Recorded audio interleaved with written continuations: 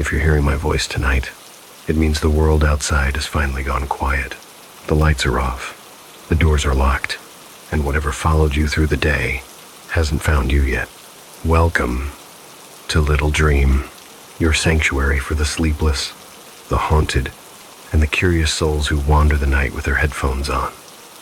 In this long, late-hour journey, I'll be taking you through 5 stories, pulled from the edges of forgotten forests, silent hallways, abandoned rooms, and places the world pretends not to remember.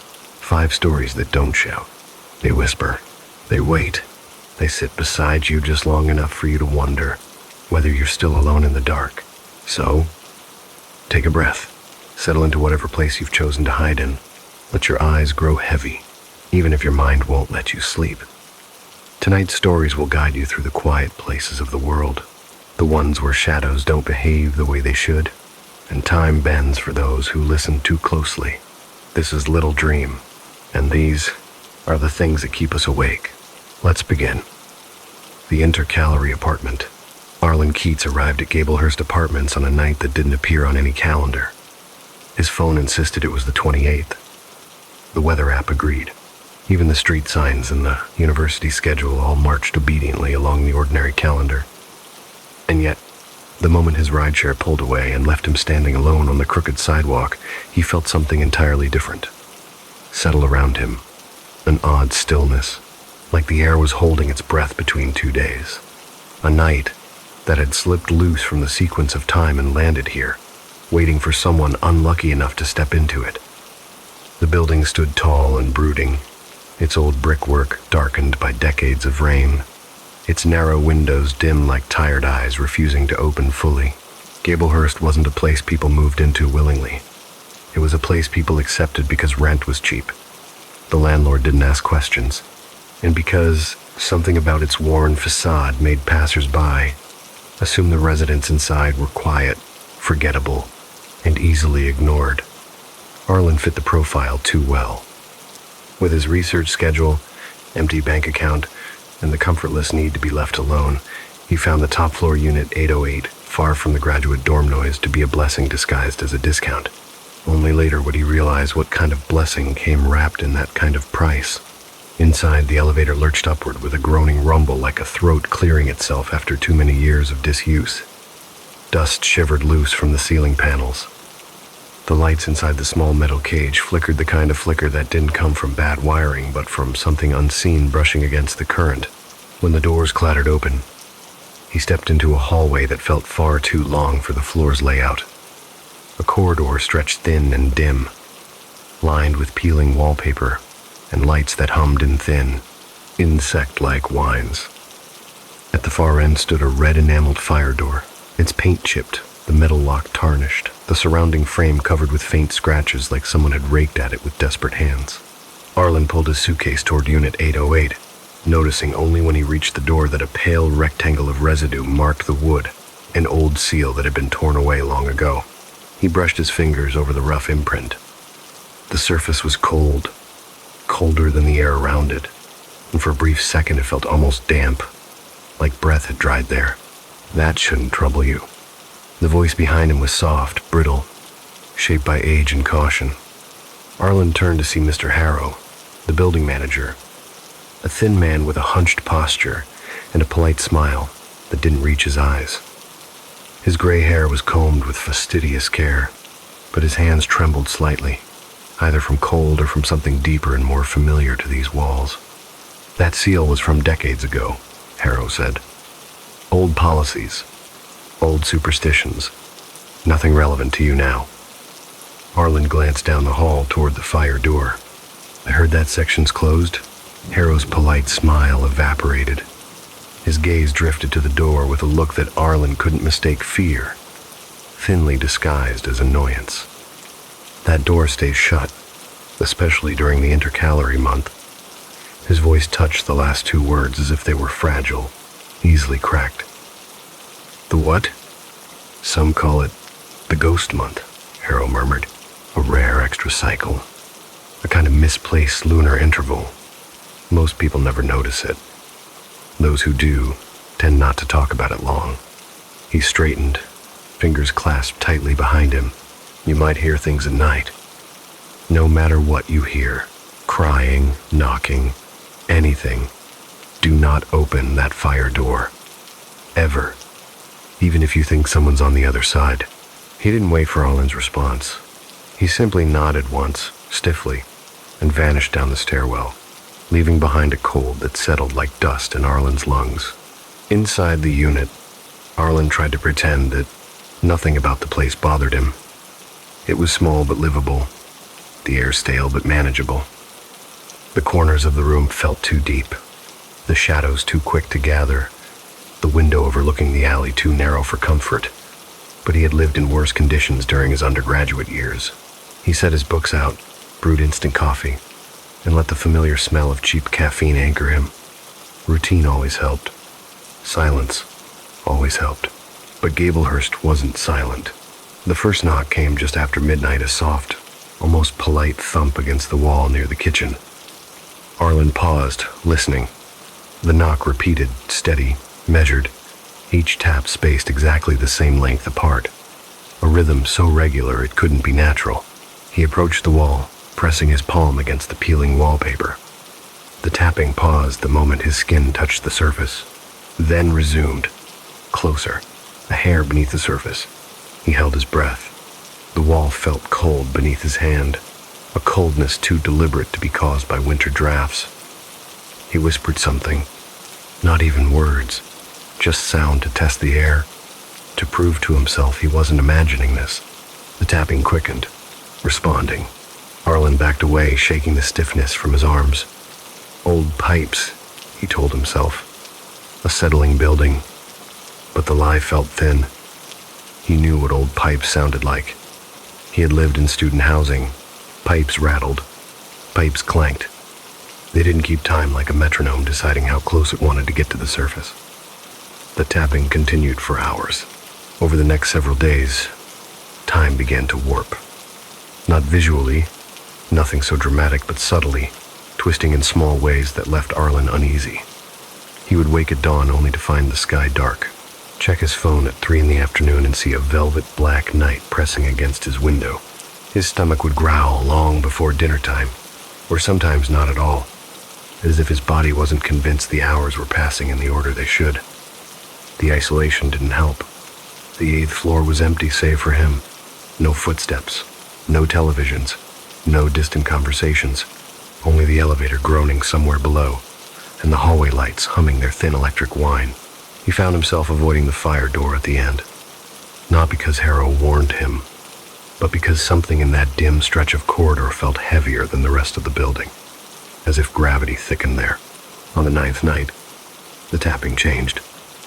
It started faintly, a single stuttering sound beneath the floorboards, then another, then a third, trembling, uneven, not tapping now, weeping. Soft, muffled, hopeless weeping, the kind that came from someone who had run out of ways to ask for help, the kind that didn't want to be heard but couldn't stay silent. Arlen froze where he stood, feeling the sound seep upward through the wood like cold water rising under a door. He dropped to his knees, pressing his ear against the floor. The hardwood was shockingly cold, as though something shivering beneath it had pressed its cheek against the other side. The weeping twisted into panicked breaths, choked gasps of someone struggling for air. A body fighting, a throat tightening, a life thinning to a thread. "Hello?" Arlen whispered, his voice cracking. Is someone down there? Do you hear me?" His own words sounded too loud, as if the room around him had hollowed itself out while he wasn't looking. Silence answered him first. Then, tap, tap, right beneath his ear. A pattern, a sequence, repeating. A date, not one he recognized, but one that felt carved into the air like a bruise. He rose slowly, almost without thinking, drawn toward the front door by an instinct older than good sense. He shouldn't have looked. He knew that. Every inch of his skin warned him that whatever waited outside wasn't meant to be seen through something as small and fragile as a peephole. But he pressed his eye to it anyway. The hallway glowed faintly in dim amber light, flickering with each tired buzz of the ceiling lamp. And in that thinning glow stood a silhouette thin, unnaturally long, bent in proportions no human body had the right to hold. Its head tilted far too much to one side, as though the neck were softened clay. Its limbs hung like they had been poured into place rather than grown. It didn't move, didn't sway, didn't breathe. It simply existed as if the building had birthed it by mistake. Arlen blinked.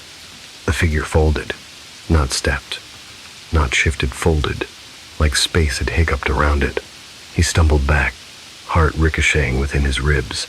But the moment he pulled away, the whispering began again, rising, not just from the floor, but from the walls, the ceiling, the hallway beyond his door. A raspy, desiccated voice repeating the same date in a broken loop, as though the entire building had learned the numbers and now murmured them to him in the dark. Arlen didn't sleep after that. He lay on the narrow mattress with the covers pulled up to his chin, staring at the ceiling as the whispering seeped back into silence piece by piece, like water draining slowly from a cracked vessel. The numbers, those strange, steady numbers, still clung to the back of his mind, pulsing faintly like a heartbeat that wasn't his. A date he didn't recognize, but that felt wrong in a way he couldn't articulate. Too distant to be something recent, yet too close to be harmless. When dawn finally arrived, if it was dawn, the light that filtered into his unit was the color of diluted tea, thin and trembling. It barely touched the walls before retreating again, as though the sun itself did not want to enter this floor. Arlen dragged himself to the bathroom mirror and barely recognized the reflection staring back.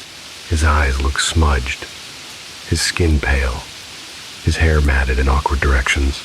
He'd always looked young for his age, but the building had stolen something from him overnight, an edge of restlessness that now felt sculpted into exhaustion. He tried to convince himself classes would help. Normalcy. Structure.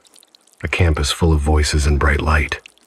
But the moment he stepped into the elevator, the air changed again, thickening into something damp and stale. The elevator shuddered as the doors closed, and as it descended, the light inside began to dim with each floor passed. By the time it reached the 5th floor, Arlen found himself staring at his own reflection in the dull metal panel, only it wasn't quite his face looking back. The eyes in the reflection seemed a fraction too low. The outline of the jaw had softened. The mouth was slightly open, as though the reflection had been caught mid-breath. He blinked, and his real reflection returned. He left quickly. The day on campus passed in a blur. His professor spoke, his classmates scribbled notes. Someone sneezed 3 seats away, but all of it felt distant, dipped in water and softened by muffling hands. His mind wandered to the tapping, the whispering beneath his floorboards, the shadow that had stood at the center of the hallway, like a misprinted figure on a photograph. He found himself flinching at the sound of dropped pens, footsteps in the hall, a garbage truck backing up on the street outside. By the time he returned to Gablehurst, the sun hovered low in the sky, staining the brick exterior with the deep orange of late evening. The building looked different now, not just old, but watchful, its narrow windows darker than before, as if the rooms inside had sunk deeper into themselves. The moment Arlen stepped into the lobby, a wave of vertigo swept over him. He gripped the wall until it passed. The old man at the reception desk wasn't Harrow. Arlen didn't recognize him. His skin was papery, almost translucent, and his eyes didn't blink when he looked up. "Floor 8?" the old man asked. Arlen nodded, uneasy. "Yeah. The old man's lips twitched, not into a smile, but something like a crack forming in dry earth. "They come back this time of year." "Who?" But the man only lifted a bony hand and pointed toward the elevator. Arlen left before he could lose his nerve. The 8th floor hallway felt colder than the lobby, colder than the stairwell, colder than any corridor should be in a heated building. Even the air smelled different, metallic, stale, and tinged with a faint, earthy scent, like wet stone left too long in the dark. As Arlen approached his unit, his footsteps slowed. He couldn't explain why. His body simply rebelled, each movement feeling heavier, as if something behind him were placing invisible hands on his shoulders. When he unlocked his door and stepped inside, the silence greeted him like a living thing. It wasn't true silence, though. not the normal, breathable kind. It was the kind of silence that seemed to curl into the corners, thickening the shadows, muting his heartbeat. It felt expectant. He stood in the center of the room, listening, and that was when he heard it again. A faint scrape, thin, hesitant, then a second, more confident, coming from beneath the floor, coming from exactly where he had knelt the night before. Arlen approached slowly, as if each step might crack the floorboards open. He knelt, pressing his palm against the wood. The cold seeped into his skin instantly. A single tap sounded beneath his hand. Then another, precisely spaced, measured. Arlen closed his eyes. "What do you want?" he whispered, barely able to force the words out. The tapping answered. Not random, not impatient, purposeful. A slow sequence that repeated, this time more clearly. 3 taps, a pause, 2 taps, a longer pause, 4 taps. Arlen's breath caught. It was counting. But counting what? When the sequence finished, the whispering began again, soft at first, then rising, threading through the floorboards like smoke. It formed the same date as before, spoken in that dry, splintered voice that sounded more like breath scraping along bone than human words. Arlen recoiled, stumbling backward until his shoulders hit the wall. The whispering continued, the same date rolling over itself, repeating so steadily that it felt like the building itself had memorized it. He covered his ears, but the sound seeped through his fingers as though they weren't even there. The red fire door down the hall groaned, not loudly, not violently, just enough for the sound to reach him through his front door, just enough to let him know it had shifted. Arlen stood frozen, listening. The building seemed to inhale. The whispering under the floor faded. The temperature dropped. No footsteps sounded, but he felt watched. Against his better judgment, against every thread of instinct left in his body, Arlen walked to the front door, his limbs stiff, as though guided by a puppeteer with shaky hands. He unlocked it slowly. The metal scraped softly, echoing too much in the empty hallway. He didn't open the door. He simply leaned forward and peered through the peephole. At first, nothing, just the dim orange spill from the dying hallway lights, flickering in intervals like weak candle flames. Then, as his eyes adjusted, he saw it, the fire door. It was open a fraction, just wide enough to show darkness leaking through the gap. A darkness not of an unlit corridor, but a darkness with depth, like a tunnel stretching far beyond the building's structure. Arlen's breath fogged the peephole, and then came the sound, a slow, dragging scrape, not from the fire door, from directly below him. The floorboards shifted subtly, as if something were pushing upward, testing the strength of the wood. He backed away, heart battering his ribs. The whispering resumed, this time layered, overlapping, as though several voices were trying to speak the same numbers through one narrow throat. The date twisted in the air around him, curling into the corners of the room, burrowing under his skin, settling into his bones. He covered his ears again, but the sound filled him, bypassing every barrier. Then silence, a sudden crushing silence that made his pulse roar in his head. And slowly, deliberately, with excruciating clarity, tap. Arlen froze. Tap, tap. His knees buckled slightly. Tap, tap, tap. The pattern repeated. Again and again. A measured code. A message. Arlen whispered hoarsely, "Please, stop." But the tapping continued. And then, faintly, as though someone had put their mouth directly against the floor beneath him and exhaled, "Look behind you." Arlen's blood turned to ice. He didn't turn. He couldn't turn. The room behind him felt full, not crowded with one thing, something that waited for him to look. Something that had measured the room, measured the walls, measured him, and found a perfect place to stand. His throat tightened. He forced himself inch by agonizing inch to pivot, and he saw it. A shadow, elongated and fragile looking, standing just a little too tall for the ceiling, its head brushing the plaster, its limbs thin as if sketched onto the air, the same shape he had seen through the peephole. Only now it was here, Inside his unit, no longer separated by doors or walls or the safety of distance, Arlen's breath caught. The shadow swayed gently, not from movement, but as though the building itself were breathing through it. It tilted its head and whispered the date again. This time, so close the air in the room trembled. The shadow did not move toward Arlen. It simply stood in the center of his living room, a vertical smear of darkness, shaped roughly like a person or the memory of a person, its edges thinning and thickening as though it were being pulled gently by a current only it could feel. Arlen couldn't breathe. Every instinct in him screamed to run, to push past it, to claw his way through any window or door, but his legs refused to obey, stiffening with a terror that felt older than reflex. The shape tilted its head again, its neck bending with the soft, awful elasticity of something loosely hinged. When it whispered the date, Arlen felt the sound as much as he heard it. It vibrated through the floorboards, hummed along the drywall, and settled behind his teeth like dust. He clamped a hand to his mouth, suppressing a cry.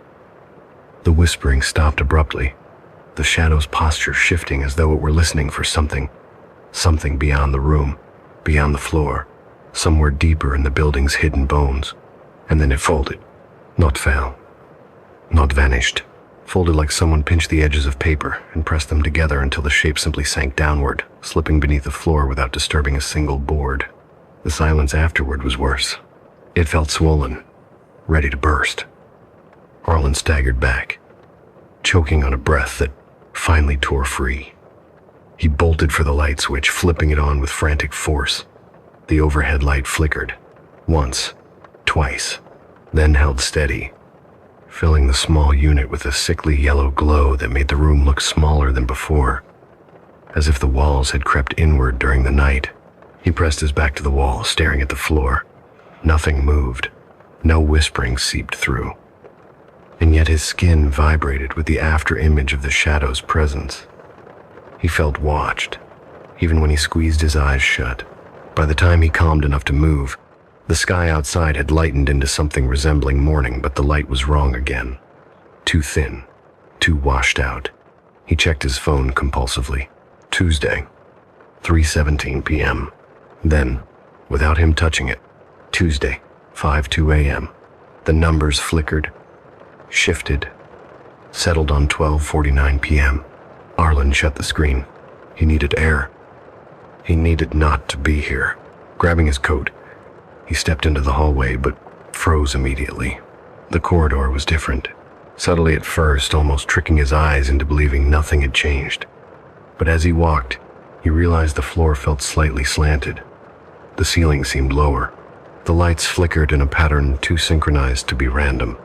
And the air carried a faint odor of wet stone again, that earthy subterranean damp that had begun haunting his unit. He moved toward the elevator, trying to keep his breathing even, but halfway there his foot caught on nothing. He looked down. The hallway was longer. He hadn't imagined it. The fire door at the far end, once only a few paces beyond his unit, now sat impossibly distant, like the building had quietly pulled it away, stretching the corridor like taffy. The doors to other units empty, locked, unoccupied, also looked farther than they should, shrinking into small rectangles in a tunnel that had grown while he wasn't looking. Arlen backed toward the elevator, but the floor creaked beneath him, low and groaning, as though something large shifted underneath. He pressed the elevator button 3 times, heartbeat banging in his ears. The button didn't light. The elevator didn't respond. Behind him, the fire door creaked softly, but unmistakably. Arlen didn't turn. He stared straight ahead, refusing to give the building the satisfaction. The elevator remained silent. He took the stairs. The stairwell felt mercifully normal at first, cold, concrete, echoing. But as he descended, the echoes changed. On the 8th floor, his footsteps echoed once. On the 7th, twice. On the 6th, there was a strange third echo, delayed by half a second, as though someone else walked behind him on a step, just slightly out of sync. Arlen descended faster. By the time he reached the 3rd floor, he was almost running. He burst out into the lobby, gasping. The old man at the front desk was gone. replaced once again by Harrow, who sat motionless, staring ahead, as though carved from wax. His eyes didn't track Arlen until the younger man stood directly in front of the desk. "You shouldn't run in the building," Harrow murmured. Arlen braced his hands on the counter. "Something's wrong with my floor." "Of course there is. It's the intercalary month." Arlen's voice cracked. "I saw something. In my room." "You'll see more." "Harrow, what's happening to this place?" The old manager's lips parted slightly, as though he wanted to give an answer but couldn't, or wasn't allowed to. His eyes drifted toward the ceilings, toward the layers of floors above them, then back to Arlen. "This building keeps its dead," he whispered. The room felt colder. Harrow leaned forward, lowering his voice to a thread. "Do not go back up unless you must." Arlen exhaled shakily. "I live there. Then I hope you have somewhere else to sleep." Harrow looked away. Intercalary nights don't like lonely rooms. Arlen didn't understand what that meant, but he understood enough to leave.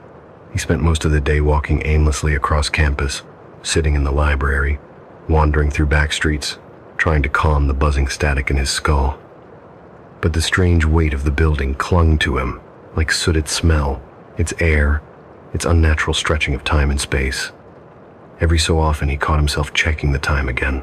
His phone cycled back and forth, unmoored from reality. By the time he returned to Gablehurst, dusk had bled into night. The street lamp outside flickered with a rhythmic pulse he recognized too well. 3 flickers, pause. 2 flickers, pause. 4 flickers. His stomach nodded. Sanorse. The building was echoing the tapping. Arlen stepped inside, heart sinking. The lobby was empty. No Harrow, no desk clerk. Just that thick, stale quiet that felt like cotton stuffed into his ears. He considered sleeping elsewhere. Anywhere but exhaustion blurred his thoughts, pushing him back toward the stairs. Up and up he climbed, the air darkening with each flight. When he reached the 8th floor, the temperature dropped sharply, prickling his skin with cold. The hallway was wrong again. Not longer this time. Narrower. The walls pressed inward like ribs closing around a lung. The wallpaper peeled in long strips, hanging like dried tendons. The lights buzzed dimly, sending trembling shadows crawling across the ceiling like skittering insects. Arlen stepped inside, the door closing behind him with a soft, weighted thud. His unit was colder than the hallway. Much colder. His breath curled white in the air, dispersing slowly. He locked the door, though it felt like a pointless gesture. His body trembled as he removed his coat, each movement mechanical. He had barely stepped into the living room when, tap, a single sound from beneath him. Soft, quiet, but unmistakably expectant. Arlen squeezed his eyes shut. "No," he whispered. "Not tonight." Tap, tap. He stepped backward. "I'm not listening." Tap, tap, tap. The date, 3-2-4, echoed in the tapping, even before the whispering began. But the whispering didn't begin. Instead, something else did. A faint shuffling, not directly below, not inside the walls, behind the fire door. Arlen approached his front door cautiously, listening. The shuffling grew clearer, a dragging, uneven step, like someone walking with one leg stiff, pulling it behind them. The fire door groaned again, and then something knocked. A single, deliberate knock. Not on his door, on the inside of the fire door. Cold sweat ran down Arlen's neck. Another knock, louder this time, followed by a faint, thin breathing.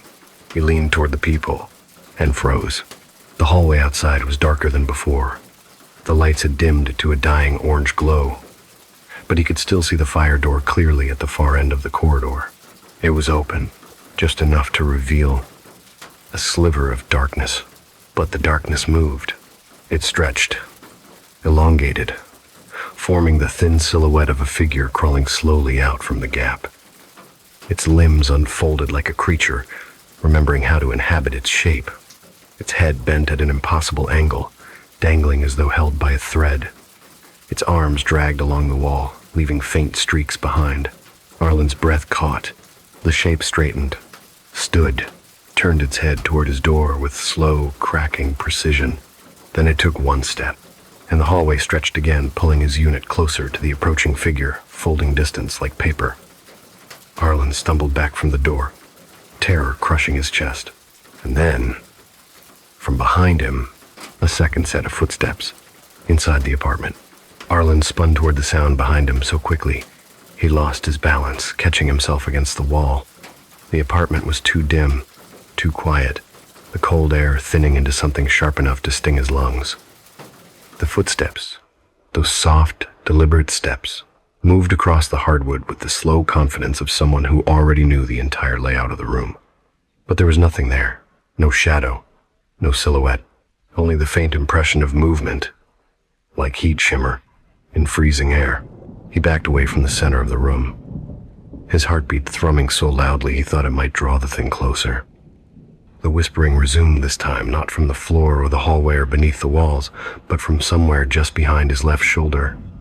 A delicate rasp, a broken breath, a voice that had once been human scraping its way through something too tight for lungs. Arlen clamped both hands over his ears, but the whispering threaded through his fingers like smoke curling into his skull. It didn't speak the date this time, not yet. It spoke something older, something that felt like it was being forced through a throat that had forgotten how to form words. He stumbled backward until his calves hit the edge of the sofa. He didn't sit, he couldn't stay still, but the contact startled him into a breath. The room pulsed in the dim light, the walls appearing to bow inward and then release, as if the entire unit were breathing shallowly to match the whisper's rhythm. The footsteps came again, one step, then another, soft, barefoot, almost tender. He forced himself to look behind him. Nothing, but the space where nothing stood seemed to bend, as if occupied by an invisible weight. A sudden creak cut through the room. The sound came from the hallway, low, metallic, unmistakable. The fire door. It had moved again. Arlen crept toward his front door, unable to stop himself. The whispering followed him, brushing his neck like something leaning close enough to speak into his skin. When he pressed his eye to the peephole, his vision blurred for a moment. He blinked hard. The hallway looked impossibly long now. The walls leaned inward at odd angles, as if the structure were collapsing in slow motion. The light was dimmer, almost extinguished. The air outside his door felt thicker, somehow visible, moving sluggishly like dark water in a settling basin. And at the far end, the fire door stood open. Not a crack, not an inch. Fully open, revealing nothing but a wall of raw brick. A wall that hadn't been there yesterday, or ever. But even stranger, something stood facing the wall. A tall, thin figure, its silhouette trembling faintly, as though the shape couldn't decide what form it wanted to hold. It pressed both hands flat against the brick, its head turned sharply to the side, ear pressed against the surface as if listening to something behind it. Arlen's breath fogged the peephole again, and this time, the figure twitched, not turned, twitched like a marionette whose strings had been yanked by an impatient puppeteer. Then, slowly, too slowly, its head rotated backward, bone by bone, until its face, if it had one, angled toward him. Its limbs contorted in jagged increments, aligning themselves into a pathetic mimicry of a human stance. It took one step toward him, then another. The brick wall behind it pulsed, as though something large and breathing pressed from the other side. Arlen leapt back from the door, heart crashing against his ribs. His breath came in sharp, painful bursts. The apartment vibrated with a low hum, like distant machinery grinding beneath the floor. He backed away from the entryway, panic rising, but every direction felt wrong. The shadows in the corners lengthened. The air near the kitchen rippled. The ceiling creaked so softly it felt like someone was standing on it, pacing above him, even though there was no ninth floor. He turned toward the window, the only possible exit, but froze again. The alley outside was gone. In its place stood another corridor, a perfect replica of the hallway outside, stretching endlessly into the dark. The walls even bore the same peeling wallpaper, the same crooked light fixtures, all vibrating faintly like reflections cast onto water.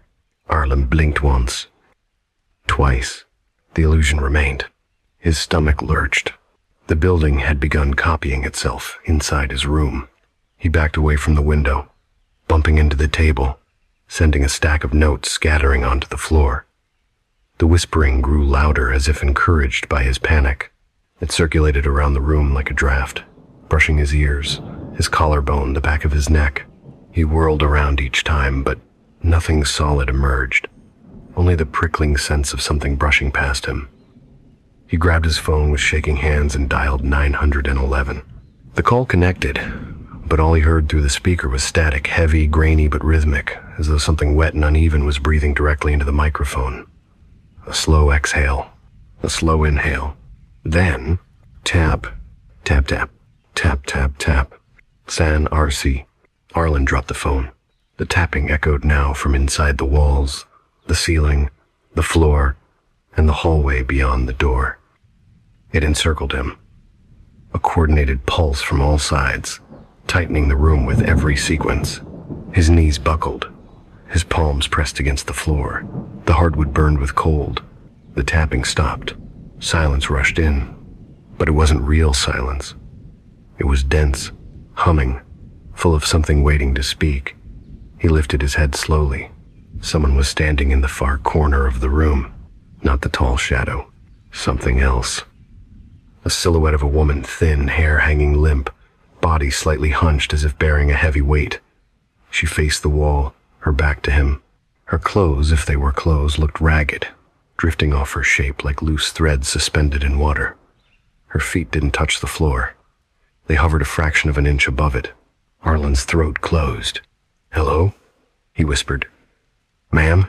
The silhouette twitched, head jerking a few degrees to the side. Not to look at him. Just enough to acknowledge the sound. Arlen stood slowly, his breath shaking. Do you need help?" Her shoulders rose and fell once slowly. Not like breathing, like a memory imitating the motion of breathing. She lifted one arm, not toward him, toward the front door. Arlen followed her gesture. The doorknob turned. Once, twice. Something pushed from the other side. The woman in the corner lifted her second arm and pressed her palms to her ears hard, brutally, like she was bracing for something terrible. "Don't open it," Arlen whispered. He didn't know if he was speaking to her or to the thing outside or to himself. The doorframe shuddered. The latch strained. He backed away. A whisper leaked through the wood, as if someone pressed their lips right up against the crack. "Let me through." Arlen shook his head violently.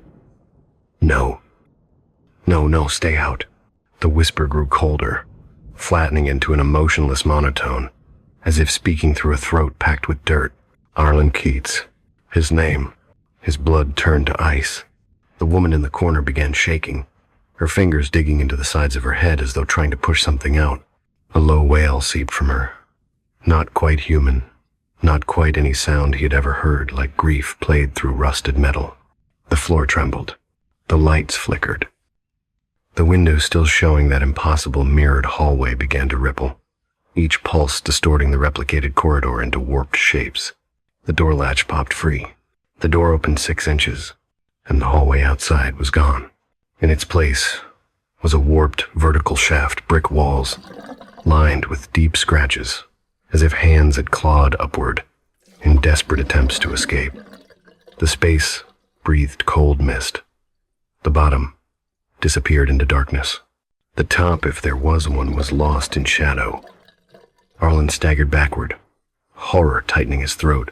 The whisper came again, this time from deep within the shaft. "You're the next." Something moved inside the darkness, something climbing. The woman in the corner screamed. Her body convulsed, then snapped backward, sucked toward the shaft as if pulled by a vacuum. She didn't hit the opening. She dissolved into thin strips of shadow, unraveling into threads that were swallowed by the dark. Arlen collapsed onto his knees. No, please. Hands thin, skeletal, impossibly long shot upward from the darkness, grabbing the edges of the frame, pulling something massive and contorted into view. The same tall shadow he had seen. Now clear, solid, reaching.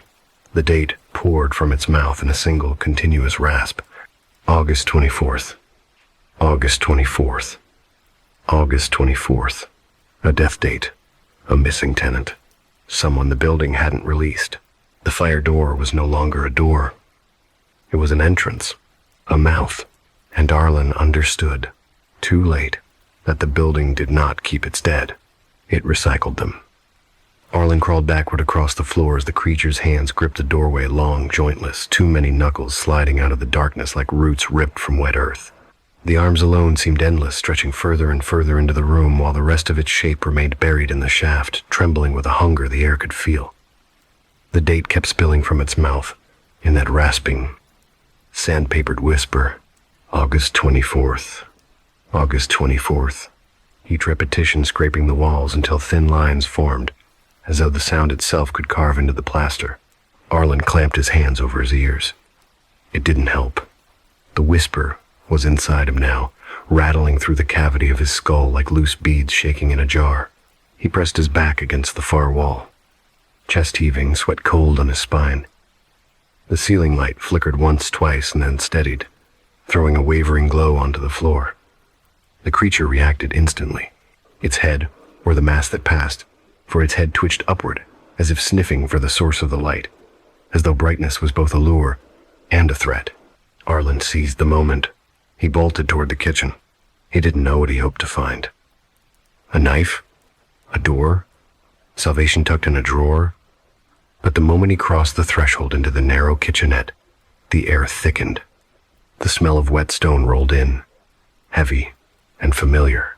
Shadows bowed inward, bending toward him like tall weeds leaning in the wind. He flicked on the light switch. The light didn't turn on. Instead, a faint glow pulsed around the sink, small, rhythmic, like the heartbeat of something trapped inside the drain. Arlen stepped backward, unwilling to get closer, and the moment his heel touched the living room floor again, the pulsing stopped. The whispering louder now slithered through the apartment. August 24th. Next. Next. He darted toward the window. The mirrored hallway beyond it was fading. His reflection barely existed, swallowed by the impossible corridor that shimmered like a heat haze. He pressed his palm to the glass, hoping it might shatter, that he might cut himself free of this place, leap into any world other than the one closing around him. The glass rippled beneath his fingers, not like water, like skin. Arlen recoiled with a strangled gasp. The corridor inside the reflection stretched away endlessly, growing longer, darker, as if wanting him to step through. The lights in the mirrored hall blinked alive one by one, forming a path that beckoned deeper into the impossible. He pressed his back to the wall, pulse hammering. The creature at the door pulled itself further into the room. The shaft behind it writhed, breathing in short, impatient exhales. As the creature's shoulders emerged narrow, sharp, wrong, Arlen realized something horrifying. It wasn't entering the apartment. It was unfolding out of it. As though the creature was not invading 808, but returning to it, like this place belonged to it, like it had been shaped for it, like 808 was not a unit at all, but a mouth the creature had crawled out of once before and was now reclaiming. Arlen's stomach lurched violently, and he pressed a trembling hand to his mouth to keep from screaming. The creature's face finally surfaced, a long vertical smear. No eyes, no nose, just the faint indentations of something that had once tried to resemble a human skull.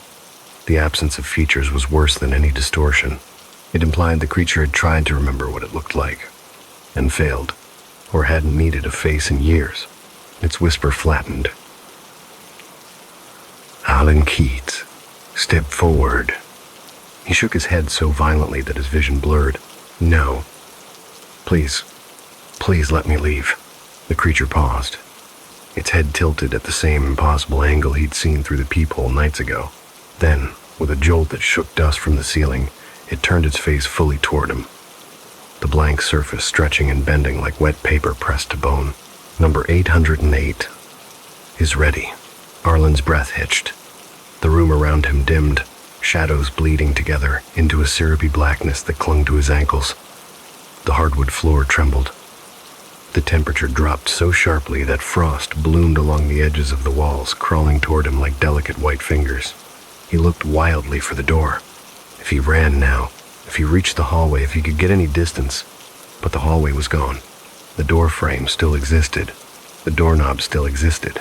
But the vestibule beyond had been replaced by a long vertical tunnel lined with the same brick stretching downward. The door was now a hatch, a trapdoor, an entrance that had always been intended for falling, not walking. He backed up, straight into something solid, cold, tall, motionless. His breath left him in a single broken cry. He didn't need to turn.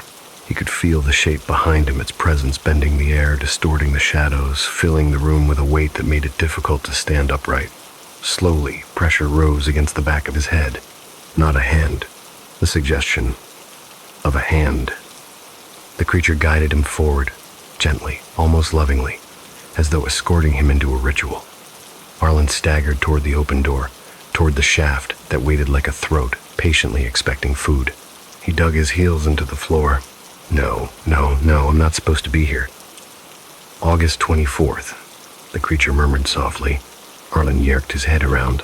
Why that date? The creature's blank face twitched. And then, with a terrible, fragile clarity, it spoke a different phrase. The last tenant. Arlen collapsed to his knees. His voice broke into a plea. What happened to them? The air around him shifted. The whispering became layered, multiple voices overlapping in disharmonic unison. The walls pulsed. The floorboards groaned beneath him, as though holding weight that wasn't his. Finally, the creature spoke again. He opened the door. The fire door, the one Harrow warned him about. Arlen felt the truth hit him like a blow to the chest. Did he die? I pause it. Then, he stayed. The shaft behind the creature breathed deeply, inhaling cold air that swept over Arlen's skin. The realization struck him like ice. The last tenant never left. He had become part of the building, and the building was ready for another. The creature extended one hand toward Arlen. Its fingers elongated, thinning into long strands of shadow that writhed softly like dark ribbon in water. The strands brushed Arlen's cheek, cold enough to burn. Your turn. No, Arlen whispered, shaking violently. Please, I don't want to die. A sound emerging from the darkness below interrupted him. A low, rhythmic thudding, like fists pounding against wood from somewhere deep underground. Then a voice rose up, a scream, distant but unmistakable. A scream of someone still alive down there. Someone waiting. Someone trapped. Arlen's breath shattered. Help. Me, the voice cried. Please, someone. Another scream. Then another. Dozens. Hundreds. Voices stacked in layers like sediment, each one a tenant that had stayed too long, each one buried somewhere in the building's impossible architecture. Arlen felt his mind crack like porcelain. He stumbled backward, but the creature's shadow fingers wrapped around his wrist, guiding him toward the threshold. The brick shaft pulsed with anticipation. And then, from far down the hall, a door slammed open. Both Arlen and the creature froze. Footsteps. Slow. Heavy. Human. Harrow. The building manager stood at the end of the warping corridor, breath fogging the air. Arlen, he called softly. Step away from it. Him. The creature recoiled slightly, head folding inward like a deflated lung. Harrow walked slowly toward them, each step deliberate, carrying a heavy metal object, an old, rusted padlock, the kind that needed both strength and intention to seal shut. Get back, Harrow barked at the creature, and for the first time, it obeyed. It melted backward into the shaft, like ink dissolving in water. Arlen collapsed, sobbing. Harrow dropped to one knee beside him, grabbing his shoulder. You opened the fire door, didn't you? Arlen nodded mutely. Harrow sighed. Then it's already marked you. Arlen clutched his shirt. Can I leave? Please tell me I can leave. Harrow's eyes softened with a grief that seemed decades old. No one leaves on a ghost month, Arlen. The floor trembled beneath them. The building remembers its dates, Harrow whispered. And it remembers yours now. Arlen's voice cracked. "What's mine?" Harrow didn't answer. He stood slowly, walked to the open door of the shaft, and began closing it. The creature whimpered from deep inside the dark, but Harrow ignored it, slamming the hatch shut. He lifted the old padlock and hooked it through the metal latch. Before sealing it, he turned back to Arlen. "I'm sorry. Truly." And then he whispered, "August 24th. Arlen's breath stopped cold. The padlock clamped shut, with a metallic click that echoed through the apartment, through the hallway, through the building. The shaft went silent. The light steadied. The shadows folded into their corners like obedient servants. Arlen stared at Harrow, unable to speak. "You'll forget soon," Harrow murmured. "That's how this place works. The dates come for you slowly. You won't feel the days passing. You'll think it's still the same night. That's how they soften you." Arlen shook his head violently. No, please, I don't want." But Harrow was already walking away. "Make peace with your room," he said. 808 doesn't like struggle. And he closed the door behind him. Arlen was left alone in the dim room, choking on air that tasted like cold brick. He crawled into the corner, hugging his knees, rocking slightly. His breath shook. His eyes burned. He checked his phone. August 24. August 24. August 24. The screen trembled in his hand. Then it went black. A faint tap came from beneath the floor. Measured. Patient. Waiting. Arlen began to scream. And the building listened. The echo of room 210. Saren Vale arrived at the Heritage Inn on a night when London's outskirts felt unusually hollow, as though the city had exhaled and forgotten to inhale again. She'd been traveling for days, train stations, countryside roads, wet pavements and camera straps digging into her shoulder, and by the time she stepped into the inn's dimly lit lobby, her legs trembled with exhaustion. But something else made her pause on the threshold.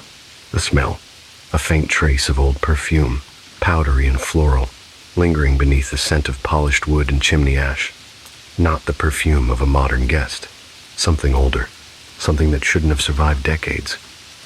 She brushed the thought aside and approached the reception desk, where a man in a faded waistcoat, narrow-shouldered, pale-faced, looked up as if startled.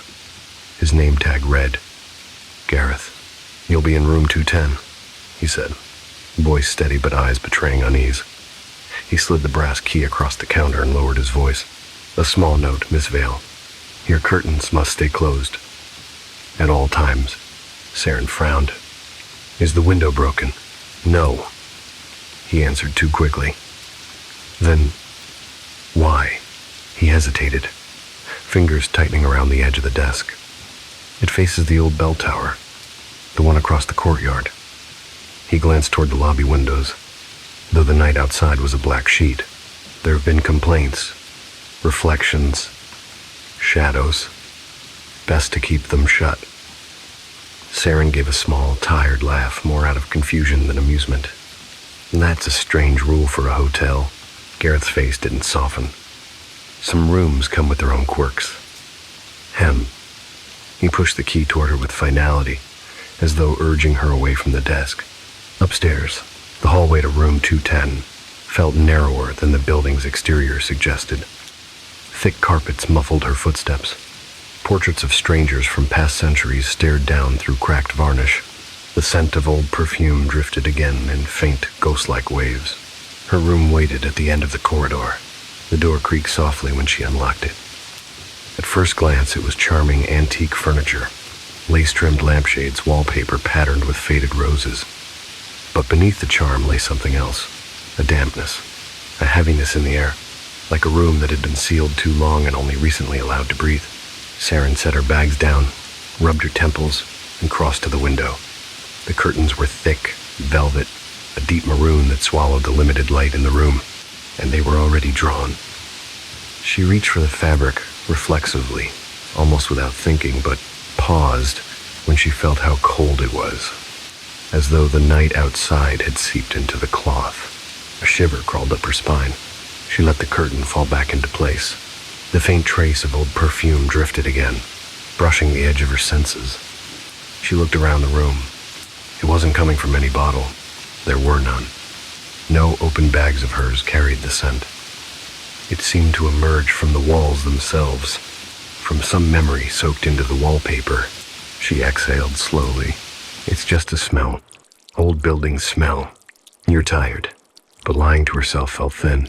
She unpacked her camera, sorted her memory cards, set up her laptop on the small writing desk.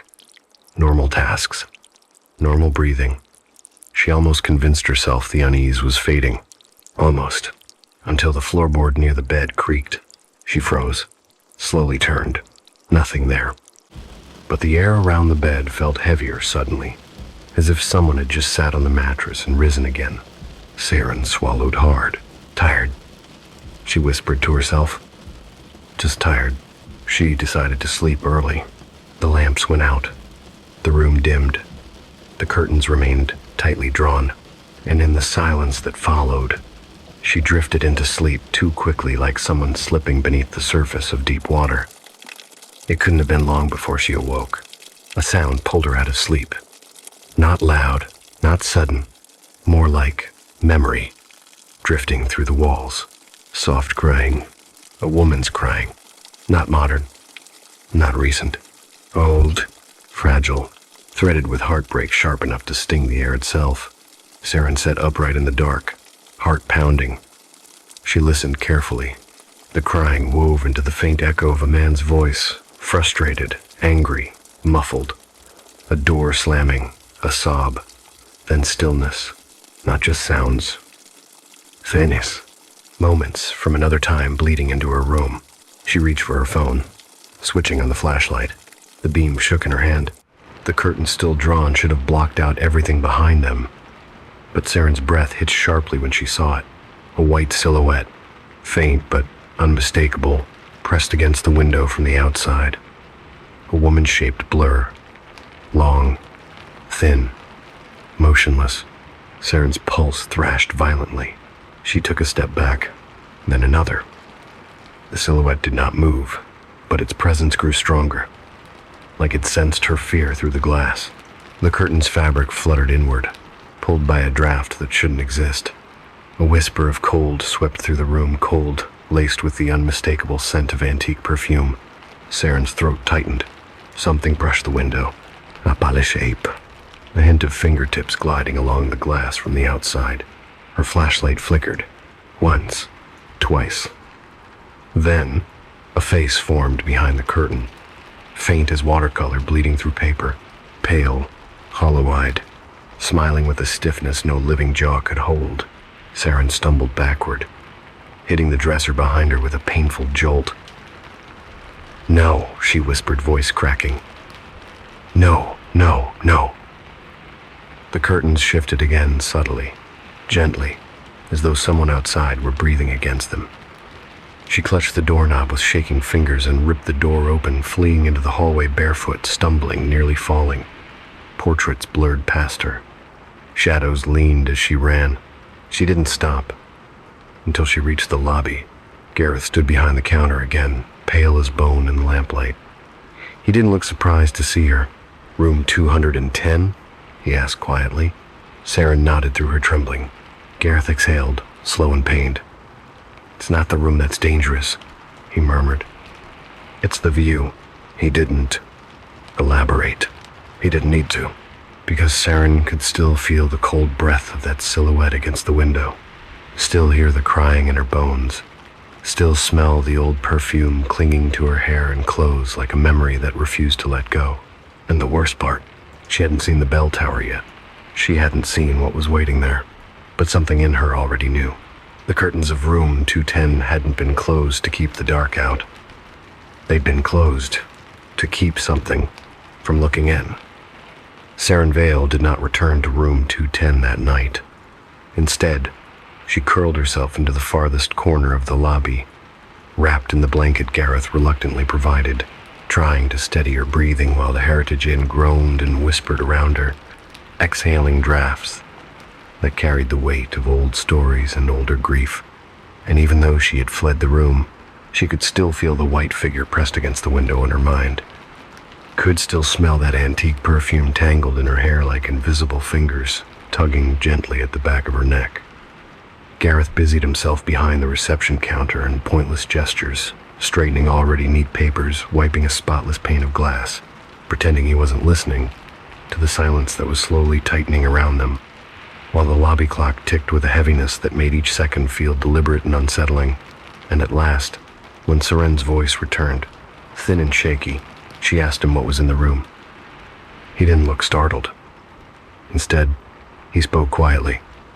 "You heard something." And when she nodded, "And you saw something," and his eyes held the tired dread of a man who had learned to live with a haunting rather than fight it. When she pressed, "Who is she?" He pulled out an old leather-bound logbook, its edges frayed, its pages yellowed like bones soaked in time. Though he didn't open it, he only said, a bride who was left behind." And as he spoke, Saren sensed the weight of a story so old it had worn grooves into the inn's walls. Gareth explained that decades earlier, a young woman had stayed in room 210 on the eve of her wedding, dressed in white and waiting by the window for a fiancé who never came, that by morning the curtains were flung open, the scent of jasmine thick enough to choke the air, and the old bell tower outside broken, rusted, silent, for years had inexplicably chimed twice in the middle of the night. Saren felt a coldness drape over her shoulders, heavier than fatigue, and when Gareth finally handed her the heavy iron key to the basement archives, warning her not to open anything marked with a white cross, she heard the tremor in his voice that seemed to come from more than fear. It sounded like guilt. The basement was damp and cramped, its shelves dense with mildew-scented files and forgotten objects wrapped in cloth, and Saren's flashlight trembled as she found Rosalie Whitcomb, 1964, the guest registry entry that confirmed the ghost's name and her last night alive. The incident report described Rosalie's disappearance, the curtains torn open, the impossible bells, the overwhelming perfume, and then, as Saren read, a dark shape drifted along the far wall too, swift to belong to a person, and though she spun around sharply, nothing was there, except the suffocating sweetness of jasmine, stronger now, almost as if breathed against her skin. She turned toward the stairs and froze. A woman in a white wedding gown stood at the top, veil torn, posture slightly crooked, her feet not touching the ground, her presence as pale and solid as moonlight. Saren stumbled back, knocking against a shelf, heart pounding in her throat as the apparition glided not walk down a step, then another, the movement smooth, silent, unnatural, and before Saren could cry out, the dead bell tower struck a single, thunderous gong that shook dust from the ceiling and shattered the bulb above her into a shower of glass. Saren screamed, shielding her head, and when she looked again, the stairs were empty, but a wilted white bouquet lay at her feet, its petals crumbling into powder the moment she touched them, revealing the number 210 scratched into the stone floor by fingernails desperate enough to carve through it. Panic shoved her up the stairs, down the hall, and back to the door of her room, and there, in the dim hallway, she saw that the door of room 210 was ajar, and the once tightly drawn curtain inside was now half open, pulled aside as though someone had been watching her return. The scent of old perfume spilled out in a soft, intimate breath, and on the window glass behind the curtain, Saren saw a fresh handprint, small, pale, unmistakably pressed from the outside as if the bride had never stopped waiting at that window, and had no intention of stopping now. Saren Vale stood before the cracked open door of room 210 with a coldness spreading through her gut like ink dropped into water, watching that faint, fresh handprint on the window, the smudged, pale outline of small fingers pressed from the outside, and for a long moment, she couldn't force herself to step inside, couldn't convince her legs that the threshold was still just a doorway and not the beginning of something deep and hungry. But the corridor behind her felt longer every second, the old wallpaper seeming to lean inward, the sconces dimming as though the hallway itself was urging her back into the room. And so, trembling, she nudged the door open with her fingertips and let it creak inward into a darkness thickened by the scent of jasmine and damp velvet. The curtain didn't sway with her movement. It hung stiffly, unnaturally still, yet the faintest quiver seemed to pass through it as though someone behind it had just flattened her palm against the other side. Saren swallowed a breath and stepped fully into the room, the floor groaning beneath her like an old throat clearing itself of dust. And as she reached to close the door behind her, the air seemed to grow colder. Not the chill of an open window, but the cold of stone crypts and forgotten halls.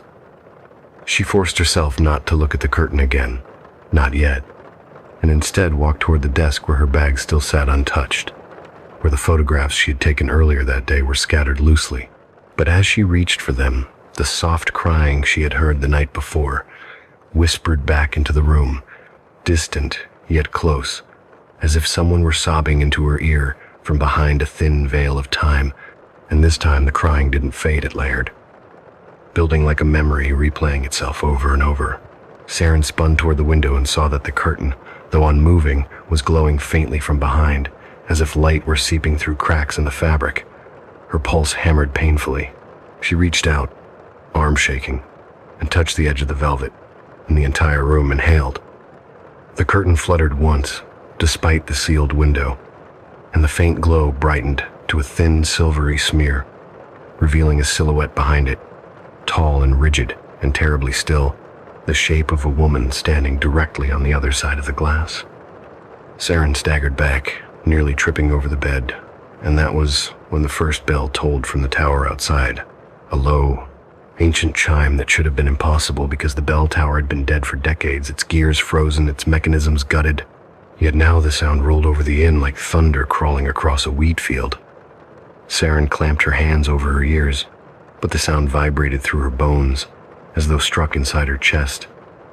She backed up to the far wall, breath ragged, watching the curtain begin to rise, not pulled, not lifted, but lifted by something outside, as if the fabric obeyed a command it had always known.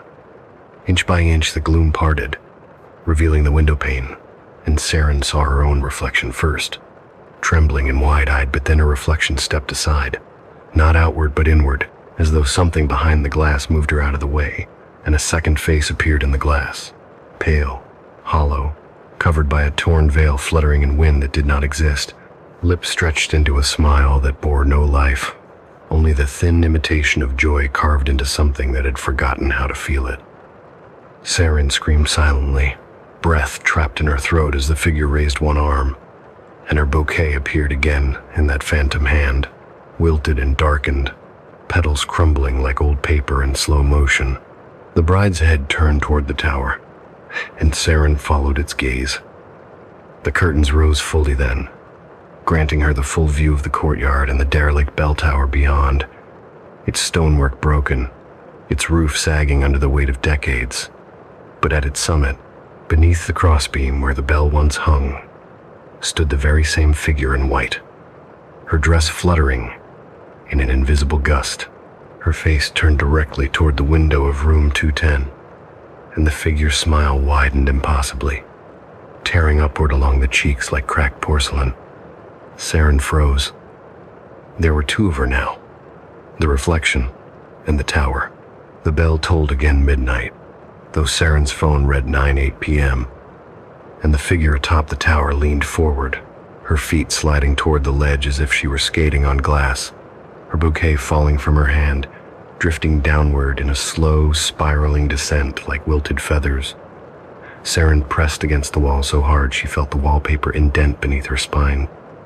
The bride's hands reached outward, palms up, in a gesture that was neither a beckon nor a threat, but something older, something pleading, something unfinished.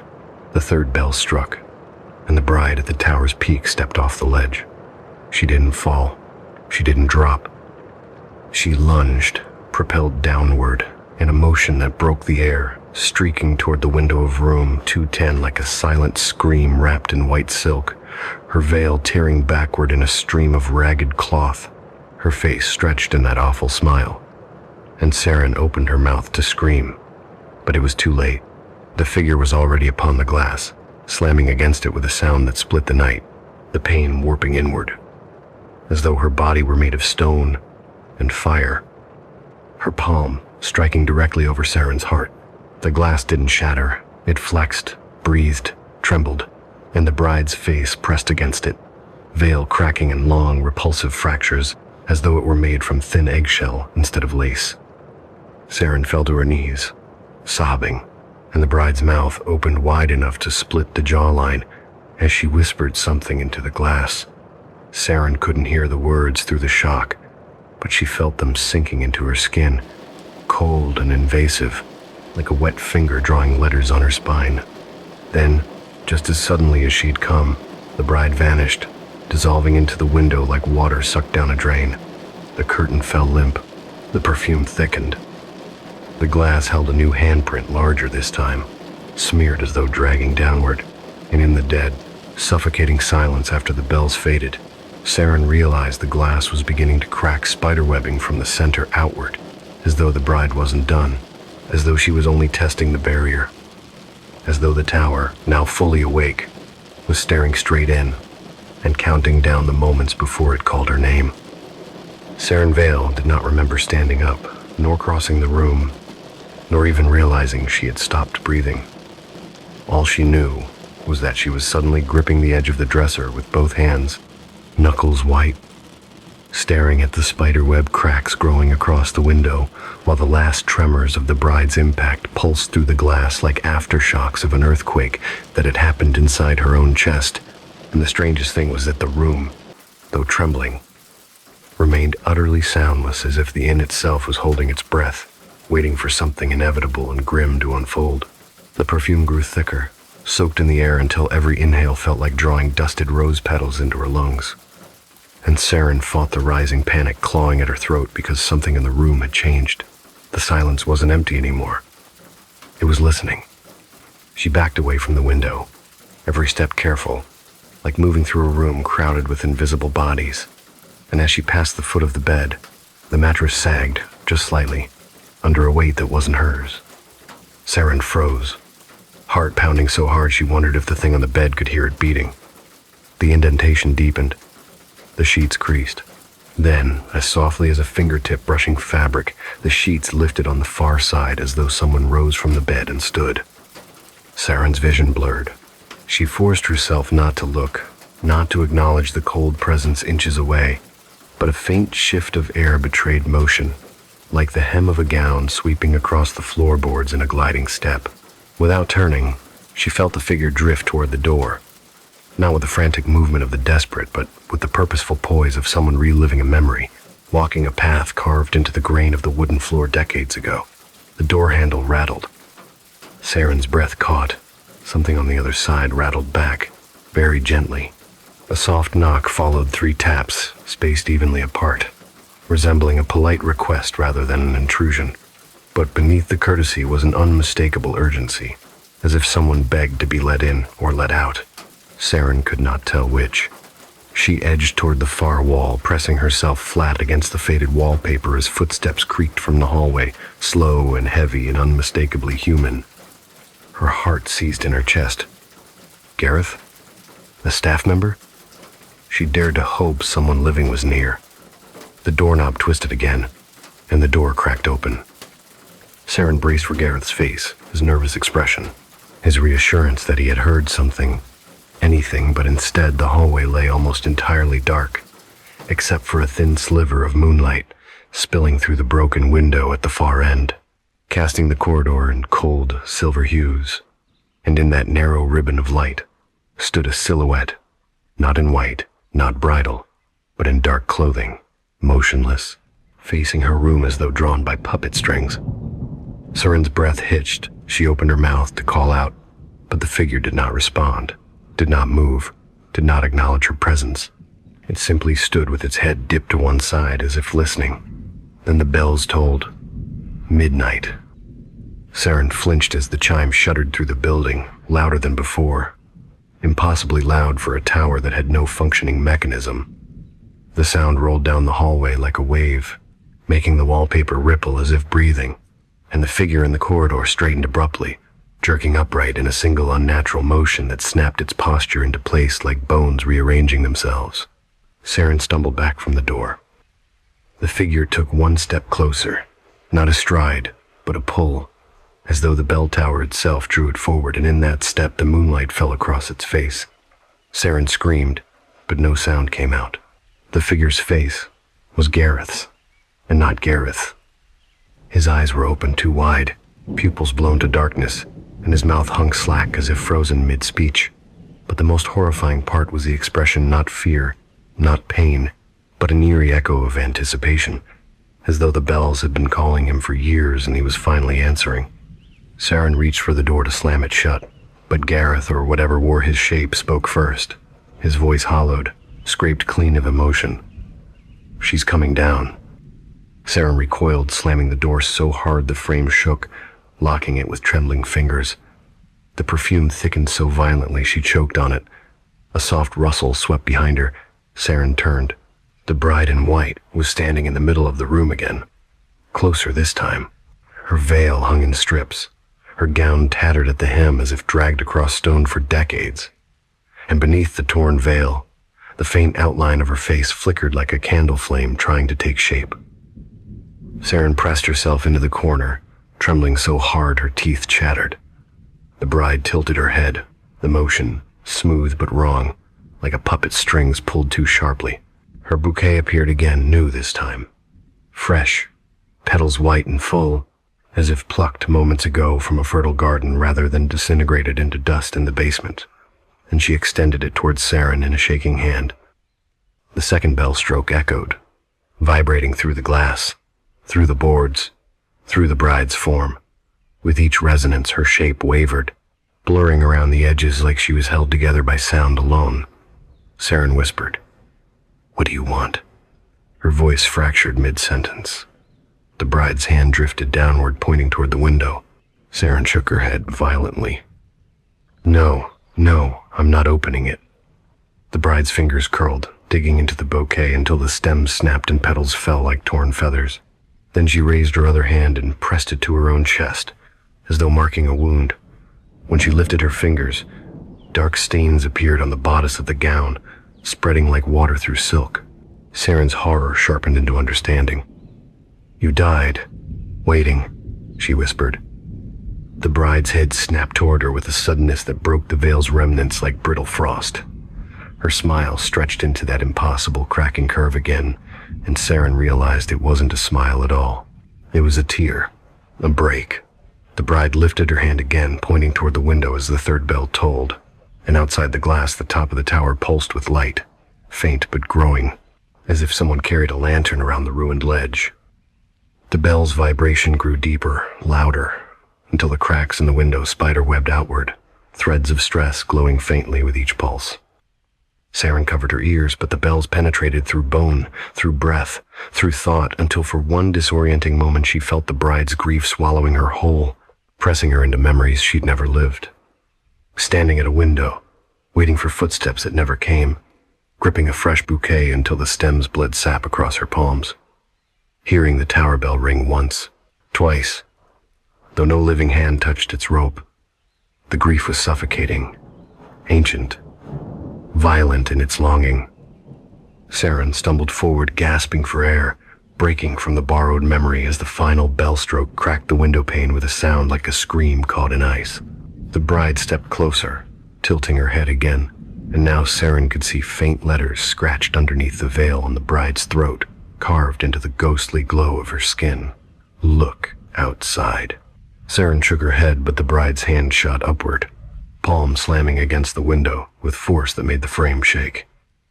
The lights flickered. The wallpaper peeled in strips. Outside, the tower's top pulsed brighter. Saren dragged herself to her feet, drawn by something between terror and inevitability, and with a trembling hand, she pulled the shattered curtain aside fully. The bell tower stood illuminated by a light that wasn't moonlight, brighter, colder, the kind of glow that comes from things not meant to shine, and standing atop the ledge, arms spread wide as if embracing the night, was Rosalie Whitcomb herself. Not as a ghost, not wispy or faint, but solid, horrifyingly solid, the full weight of her presence draped across the ruined stone like a bride returning to her altar. Her veil snapped in the wind, though Saren felt no breeze. Rosalie took one slow step toward the edge. Saren whispered, "Don't."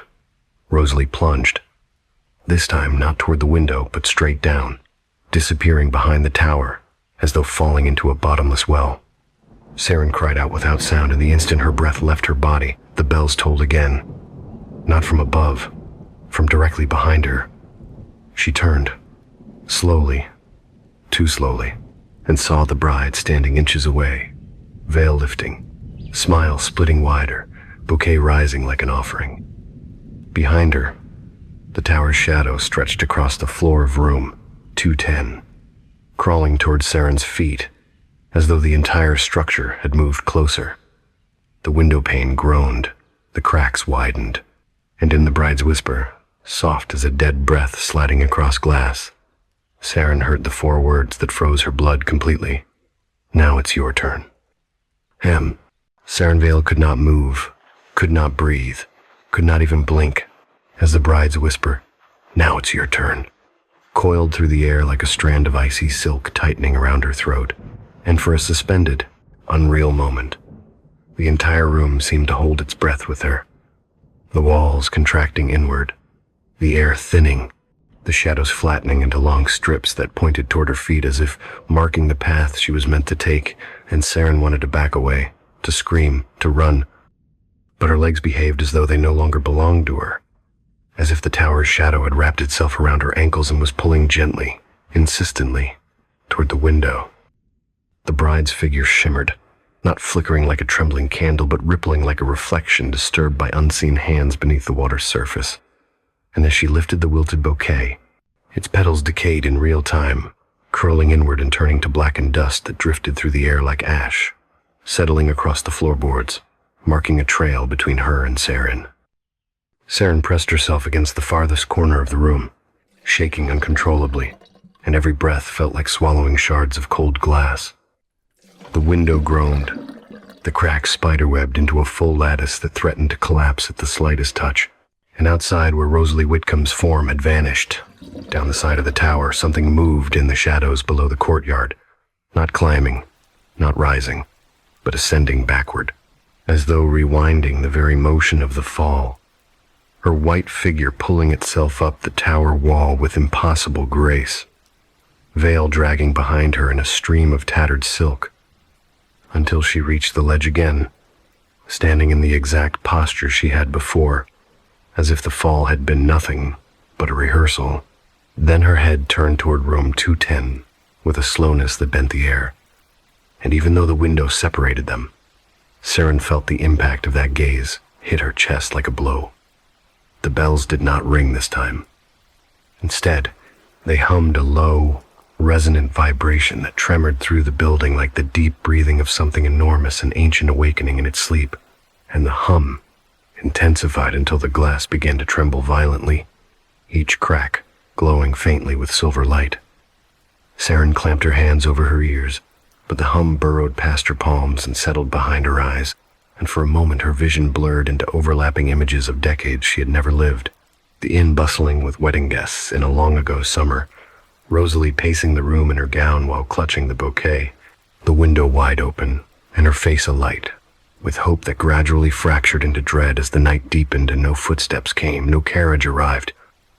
No fiancé knocked at her door, and Saren felt the crushing sorrow twist her ribs as though they were soft tin bending inward. When the vision released her, she stumbled forward and nearly collapsed. The bride stood inches from her again, veil lifting as if stirred by breathless anticipation, and Saren realized with sudden clarity that the bride was not merely haunting the room, she was recruiting it. Room 210 was a stage, a ritual space, a loop of grief, and waiting the inn had preserved for reasons beyond human comprehension. And Saren was no longer just a visitor. She was the next echo the room intended to keep. The window finally gave way with a sharp, crystalline sound, a cracking sigh, and though the glass did not shatter outward or inward, it dissolved quietly into dust, leaving the frame empty, gaping, a direct passage between the living room and the dead tower courtyard. Cold air rushed in like a wave of breath from a crypt. Saren staggered back, gripping the nightstand, but the bride advanced, her steps gliding, unbroken, her face beneath the veil coming into view for the first time, eyes hollowed into dark pits that held no pupils, no reflection, only the impression of depth deeper than the courtyard, and a mouth torn into a fragile smile That was not joy, but the brittle shape of someone who had forgotten every emotion except the memory of waiting. Saren whispered, "Please, please don't." But the bride extended her hand, palm up, offering the bouquet once more, now fresh, immaculate, petals glowing with an impossible light that hummed with the same resonance as the tower. Saren felt her fingers twitch toward it, not from desire, but from an inexplicable compulsion, as though the bells had threaded invisible strings into her tendons. She bit her lip hard enough to taste iron. The bride moved closer still. Her fingertips grazed Saren's wrist, and the moment contact was made, the air imploded into a cold rush, the room tilting, the floor dropping away, the walls stretching outward into a cavern of shadows, where echoes of forgotten footsteps circled her like restless ghosts, rehearsing their grief. Saren tried to scream, but the sound dissolved. The bride whispered something too faint to decipher, her breath icy against Saren's face, and suddenly, Saren's body was moving on its own, rising, turning toward the window frame. The courtyard beyond looked impossibly far below, the tower impossibly tall above, the entire structure leaning inward toward her, as though the walls of the inn and the tower formed a narrow throat carved explicitly for her descent. Saren dug her nails into the frame, trying to stop herself, but ghostly hands pressed against her back.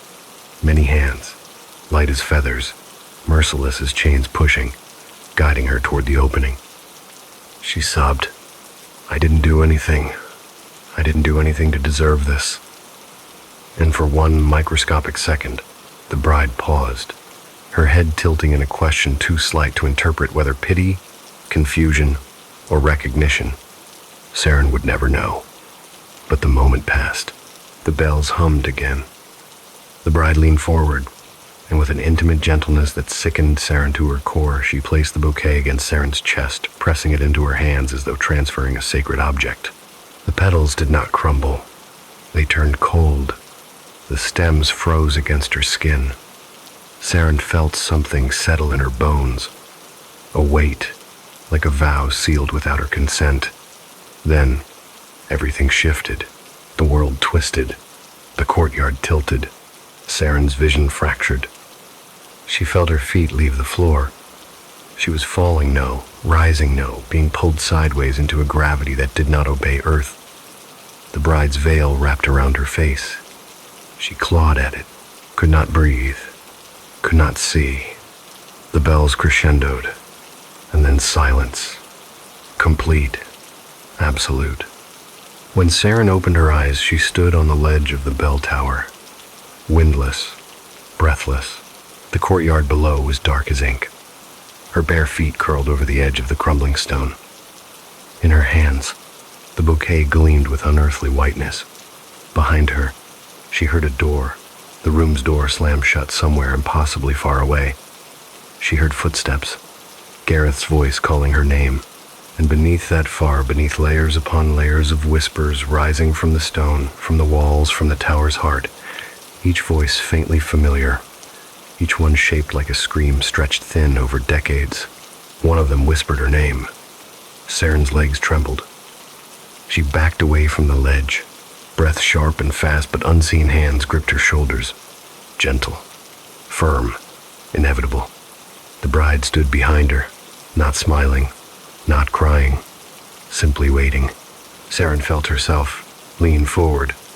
The bouquet slipped from her hands, and the last sound she heard was the dead bell tolling once, just once, as the world rushed past her in a blur of white and darkness. She did not hit the ground. She dissolved into the courtyard shadow like a memory returning home. Weeks later, when the inn changed ownership, the new caretaker found room 210 empty, untouched, except for one thing. On the window glass, perfectly clear, perfectly centered, was a white silhouette of a woman in a wedding dress, faint as breath on cold glass, staring directly at the abandoned bell tower, bouquet in hand, frozen in the moment before her final descent, and no amount of scrubbing ever removed it. The catacombs basement. Corin Hale had never imagined the smell of a place could outweigh its history, but the basement he rented beneath the old apartment complex on Toulouse Street taught him otherwise the moment he stepped inside. It wasn't the staleness of old wood or the mildew that clung to most New Orleans basements in the humid season, nor the familiar musk of antique varnish and aged leather. This was deeper, more primal, a thick, damp scent that clung to the throat like a whisper dragged through dirt, a mixture of wet soil, stone dust, and something waxy, sweet, and decaying, like corpse wax scraped from a crypt wall, and the floor always wet, no matter how many times Corin mopped it, no matter how dry the rest of the city was held, a sheen that never evaporated, a thin layer of moisture that seeped up through the concrete as if the ground beneath the building were breathing slowly through its pores. Corin tried to ignore it the first week.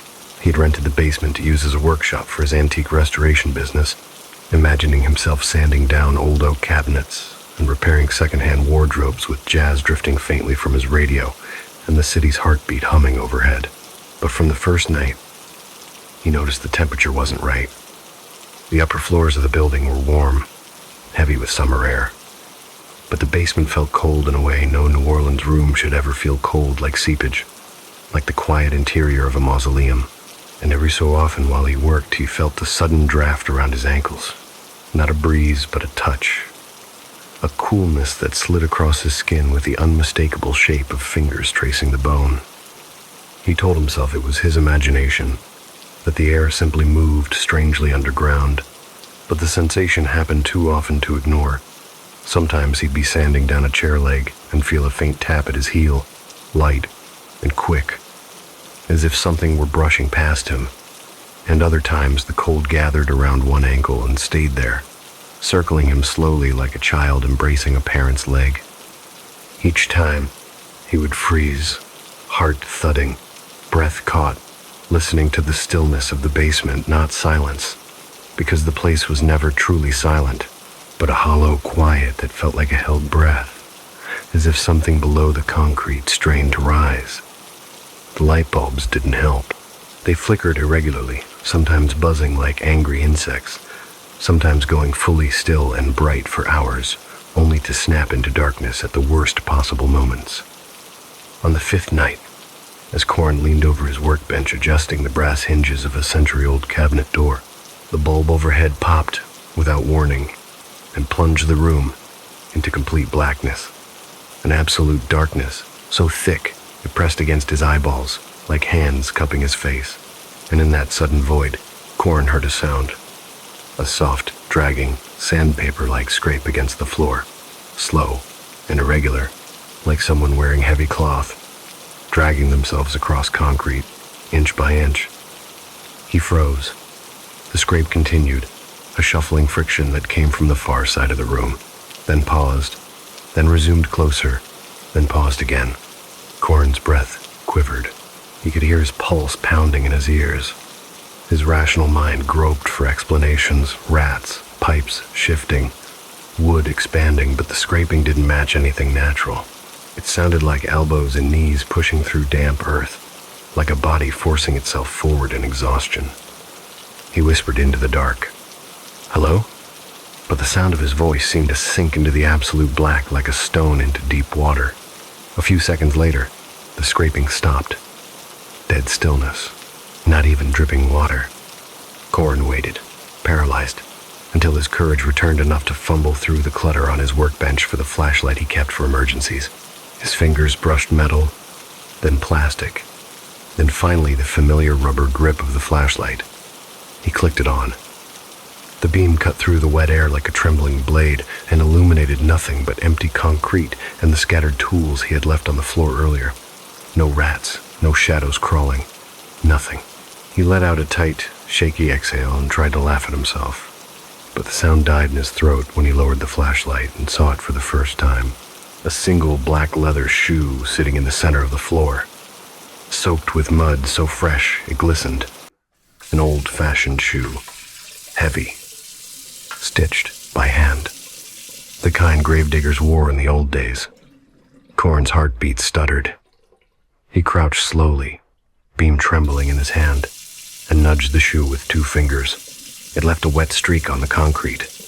When he lifted it, watery silt dripped from the sole like it had just been pulled out of a flooded tunnel. He checked the basement, door locked, the windows sealed. No sign of forced entry. And yet the shoe was here, mud intact. Corn dropped it instantly, the wet slap echoing too loudly in the confined room. He grabbed a trash bag with shaking hands, scooped the shoe inside, tied it off, and took it up the stairs to the alley behind the building, tossing it deep into the dumpster. He didn't sleep that night. He barely even closed his eyes. And when he returned to the basement the next morning, groggy and thick-headed, he nearly screamed when he saw the same shoe sitting neatly under the edge of his workbench, as though waiting to be put on. Wet, muddy, perfectly placed heel first, toe pointing toward him. Corn backed up until his shoulders hit the basement door. His throat felt too tight to draw breath. He didn't touch the shoe this time. He only stared at it, every nerve alive with the knowledge that the wet floor wasn't flooding, wasn't plumbing, wasn't humidity. It was seepage. From below, from the catacombs intertwined beneath the city's cemeteries. And something down there was moving. The scraping began again that afternoon, faint at first, then louder, circling the edges of the room like a predator testing its distance. Each time Corn stepped into the basement, the light bulbs flickered and hummed, like they were trembling. Each time he reached for a tool, a coldness pressed behind his knees. And each night, the scraping crept closer. By the end of the week, Corn had stopped pretending it was anything normal. He took breaks every few minutes to turn on the flashlight, to check under the bench, behind the furniture, to breathe deeply until he convinced himself he was overreacting. But he wasn't overreacting. Not even close. Because late one night, as the rain whispered against the alley grate and the city outside pulsed with distant music, the lights went out again, this time without a pop or warning, leaving Corn in a suffocating void that swallowed the sound of his own breath. And the scraping didn't start across the room this time. It started at his feet, a soft, wet, dragging stroke across the floor right beside his boot, like a palm pushing through mud. Corn's spine locked, his throat tightened. His fingers fumbled desperately for his flashlight in the dark, but before he could find it, a low, broken voice whispered right behind his ear, so close, the damp breath slid down his neck. "My shoe. Where is my other shoe?" Corn's body jerked violently, and his hand finally closed around the flashlight. He clicked it on with shaking fingers, and the beam landed instantly on a pale, mud-caked hand stretched out from beneath his workbench, fingers splayed, nails cracked and clogged with wet soil. Reaching for his ankle with a slow, desperate tremble, as though the owner of the hand had been crawling for decades in the dark and had finally found someone living to cling to. Corn Hale stumbled backward so violently that his shoulder slammed into the metal shelving behind him, sending a cascade of tools clattering to the floor, but even the harsh metallic noise couldn't drown out the wet, sucking drag of that pale hand as it reached farther from beneath the workbench, fingers clawing at the concrete with small, frantic scrapes that sounded like someone trying to dig their way out of a coffin. He wanted to scream, but the sound jammed somewhere in his throat, trapped by a terror so ancient and instinctive that it felt inherited, as though every cell in his body recognized the presence of something that had no business sharing space with the living. The flashlight beam quivered wildly in his hand, casting jerking shadows across the basement walls, shadows that looked nauseatingly wrong, stretched and hunched like things crawling upright. And every time the beam crossed the hand again, it revealed something worse. The mud on its skin glistened, fresh, dripping as though the hand had just surfaced from underground water, and beneath the filth, Corn could see the bluish undertone of skin deprived of sunlight for decades. The hand flexed once more, knuckles cracking like damp twigs. Corn bolted for the stairs, but the moment his boot hit the first step, the hand slammed flat against the concrete behind him with a meaty slap, and a second voice, rasping, hollow, desperate, echoed in the darkness. "Don't go. Don't go. Please." Corn froze halfway up the steps, fingers gripping the stair rail so tightly the metal cut into his palms. The voice wasn't angry.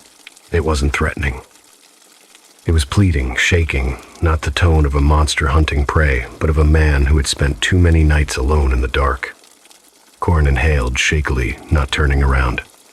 "What? Who are you?" he whispered, the words barely forming. The darkness answered, with a long, dragging inhale, as though the thing under the bench had no breath, until Corn gave it one. "Where Is my shoe? The voice murmured, and he heard the wet scrape of something shifting forward another inch. That was enough. Corin bolted. He sprinted up the stairs, two at a time, burst through the basement door into the narrow hall, slammed it shut, and locked it.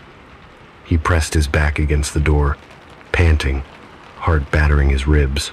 The hallway felt oppressively quiet, the air almost too light compared to the basement's subterranean heaviness.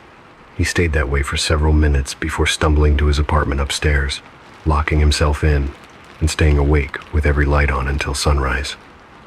He didn't go down the next day, or the day after, but on the third morning, when he finally forced himself back toward the basement to collect some tools, planning to move his workshop somewhere else, anywhere else, he found the basement door open an inch. The lock wasn't broken. It wasn't forced. It was simply unlocked. Corin swallowed hard. He stepped inside cautiously, flashlight drawn. The basement was exactly as he left it. Tools scattered, concrete floor slick, with a perpetual film of moisture. But the air felt heavier, thicker, colder. He approached the workbench slowly, beam trembling, and found it empty underneath. No hand, no claw marks, no figure waiting to crawl forward. But the shoe, the muddy black leather shoe he had thrown away twice, sat right in the middle of the workbench, perfectly centered, as though placed with reverence. Corin's throat tightened. He whispered, "No," under his breath, shaking his head.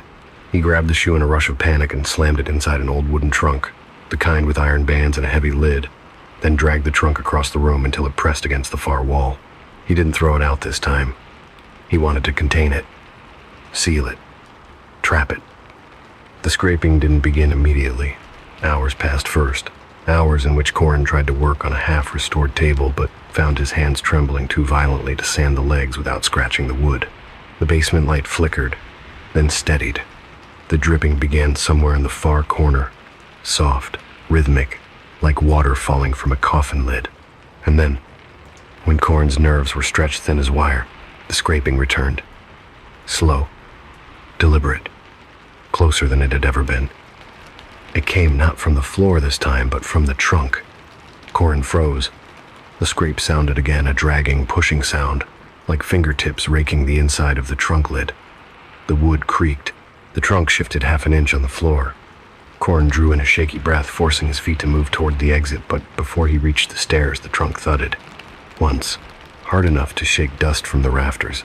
Corin's breath trembled out in a gasp. The trunk thudded again, this time twice in succession, faster, frantic, like fists pounding from inside. Corin ran. He didn't look back. It took every ounce of willpower he had not to, but as his hand touched the stair railing, the trunk lid cracked upward an inch, and a wet, gasping sound filled the room. "Here, please." Corin sprinted up the stairs, slammed the door behind him, and again locked it. But unlike last time, he didn't make it all the way to his apartment. He collapsed in the hallway, breath shaking, forehead pressed to his knees. "I can't stay here," he whispered. "I can't work here. I can't." And then a sound rose from behind the basement door. Not scraping, not thudding. Steps. Slow, heavy, wet. Ascending the stairs one by one. Corin scrambled backward, hands slipping on the hallway floor. Eyes locked on the doorknob, waiting, absolutely certain it would begin turning. But the steps stopped before reaching the top. A long silence followed. Then, a whisper seeped through the gap beneath the door. "My other shoe." Corin fled up the hallway, taking the stairs 2 or 3 at a time, not stopping until he was inside his apartment, door locked, deadbolt thrown, chain latched. He didn't sleep. Rain began outside, tapping against the shutters with thin, impatient fingers, and every so often he swore he heard a second rhythm beneath it, scraping, dragging, clawing sounds echoing from the pipes, from the floorboards, from somewhere lower than the basement. He waited until sunrise to go downstairs again, not to the basement, but to the landlord. The landlord was a short man in his 60s with a smoker's rasp and perpetually tired eyes.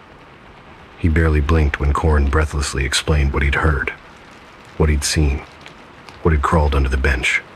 When Corin finished, voice trembling, the landlord only asked one question. Which shoe did it find first? Left or right? Corin stared, speechless. The landlord sighed and motioned for him to sit. "This building," he began, "was once home to a grave digger, back when the cemetery above was still expanding, before the tunnels beneath it collapsed." Corn felt his heartbeat stutter. "A cave-in?" "Yes," the landlord said quietly.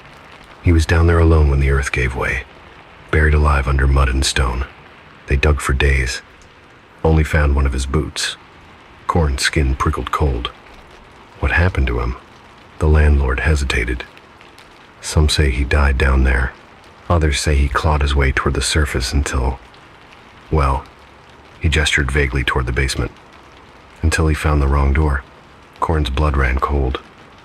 "And the shoe?" The landlord shrugged. "He's still looking for the other one." Corn swallowed hard. "What am I supposed to do?" The landlord's expression softened into something almost sympathetic. "Leave," he said simply. "But leave the shoes behind." Corn didn't need convincing. He went back to the basement one last time that evening, just long enough to set both shoes, now miraculously paired, in the center of the room. He didn't question how the second one had appeared, or when. He only placed them side by side, and backed away slowly, careful not to turn his back on them. As he reached the stairs, a low sigh drifted up from the concrete, heavy and relieved, like a man sinking into rest after a long, endless crawl.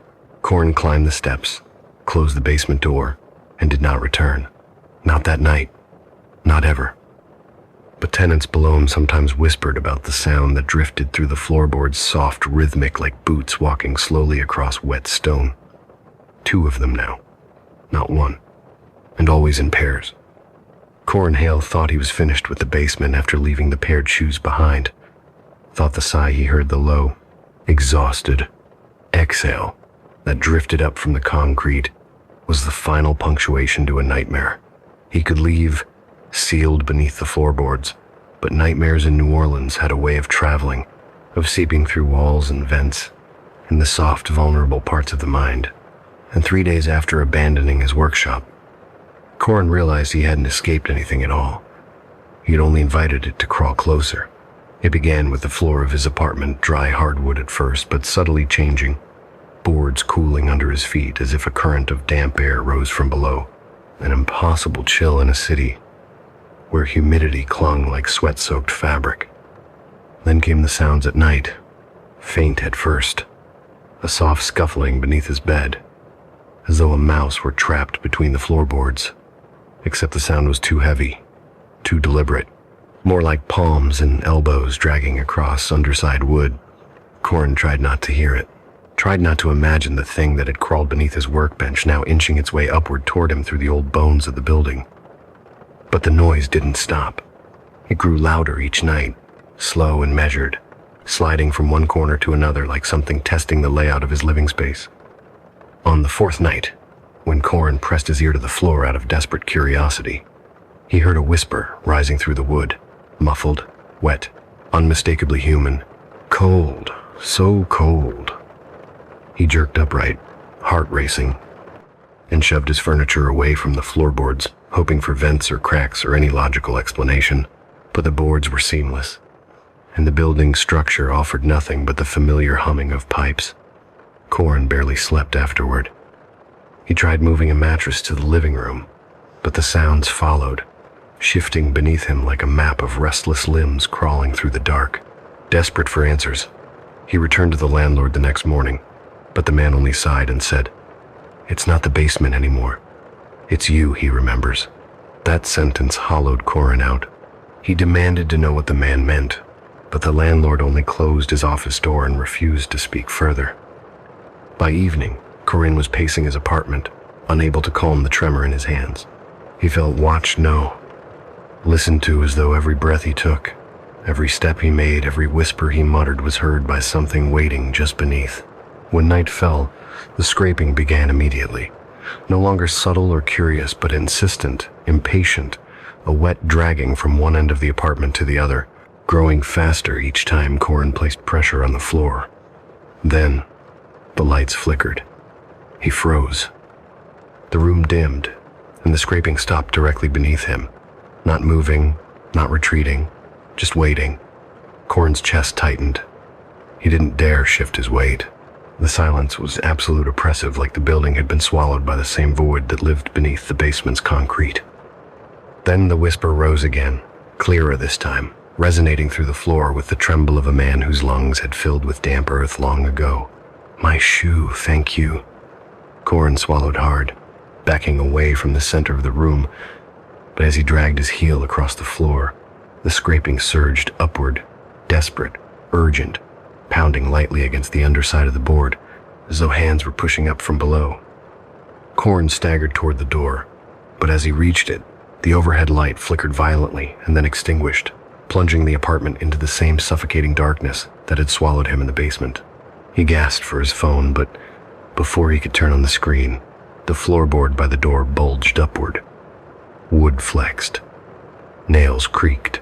A wet, mud-soaked hand burst through the slat, fingers clawing blindly at the air. Corin screamed and stumbled backward, knocking over a lamp. The hand groped across the floor, searching, dragging its wrist against splintered wood. Another set of fingers appeared beside it, this time gripping the edge of the broken board, pulling with strength no corpse should possess. Corin ran to the opposite wall, grabbing a heavy chair as a barrier. The hole widened.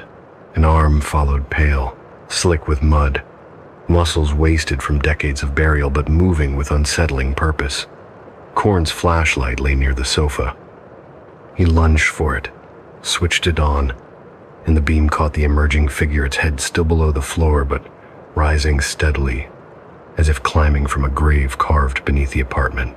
Mud oozed from its scalp, dripping onto the floor like wet clay. Corin backed into the wall, trembling so violently his teeth clattered. "No," he whispered. "Please don't." The figure paused. Its movement softened. Then the voice cracked. Trembling rose again. Cold. So cold. Corin's fear shifted, not vanished, but tangled with something unexpected. Pity. The figure beneath him was not a monster. He was a man who had died, terrified and alone, buried under soil and stone, trying to claw his way toward air, toward light, toward the living. Corin lowered the chair slightly, swallowing hard. "What do you want from me?" he whispered. The figure's head lifted slowly into view.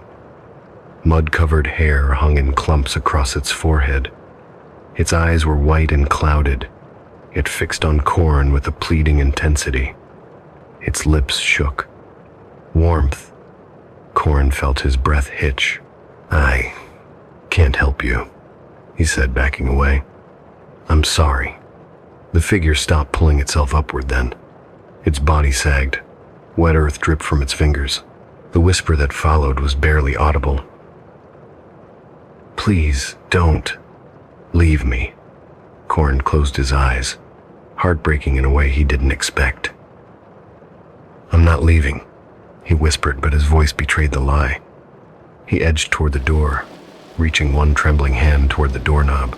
The figure reacted instantly, not violently, but desperately slapping its palm against the underside of the floor, producing a hollow, heart-wrenching thud. "Wait. Please don't leave me in the dark again." Corin paused, hand frozen over the knob. His breath trembled. The figure's voice broke further. It was dark, for so long. Corin shut his eyes. "I'm sorry," he whispered again, and turned the knob. At the first inch of movement, the figure let out a sound that pierced Corin's soul. Not a scream, but a sob, raw and terrified. The sob of a man buried alive once and terrified to be abandoned a second time. Corin wrenched the door open. The hallway light spilled over him. He fled into it. Behind him, the scraping escalated into a frantic, choked thrashing beneath the floor. A man trying to push through wood and stone and death itself to follow.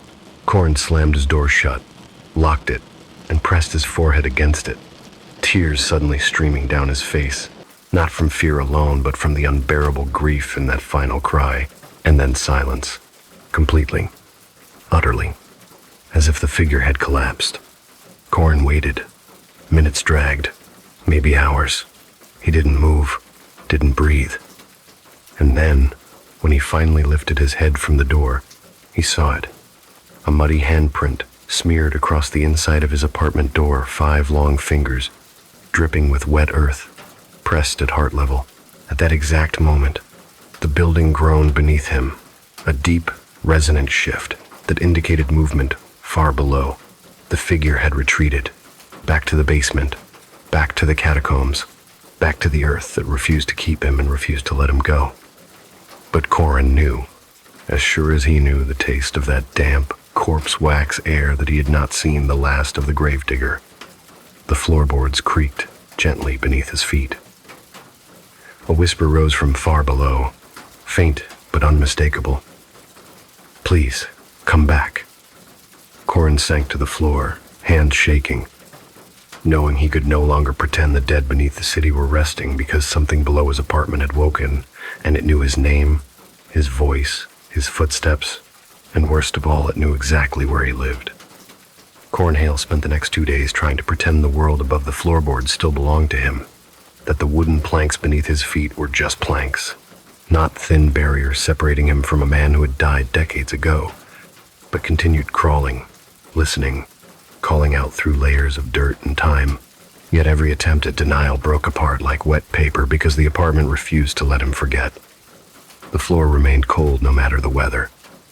The walls retained a faint scent of damp earth, and at night, when Corin pressed his pillow over his ears, he could still hear breathing from below, slow, uneven, as though filtered through layers of mud that clogged a dead man's lungs. He avoided the basement entirely, but it didn't matter. The basement had followed him. On the 3rd night, exhaustion dragged him into an uneasy sleep on the living room couch, and in the darkness behind his eyelids, he dreamt of tunnels, endless stone corridors slick with moisture, roots hanging like skeletal hands, and somewhere in the distance, a scraping sound, soft but persistent, drawing closer. When he jolted awake, sweat cold on his back, he realized the scraping hadn't been part of the dream. It was happening right underneath him, steady and patient, the same dragging rhythm he had first heard in the basement, now moving in slow circles beneath the living room floor like something mapping his movements above. He sat upright, holding his breath, listening. The scraping paused.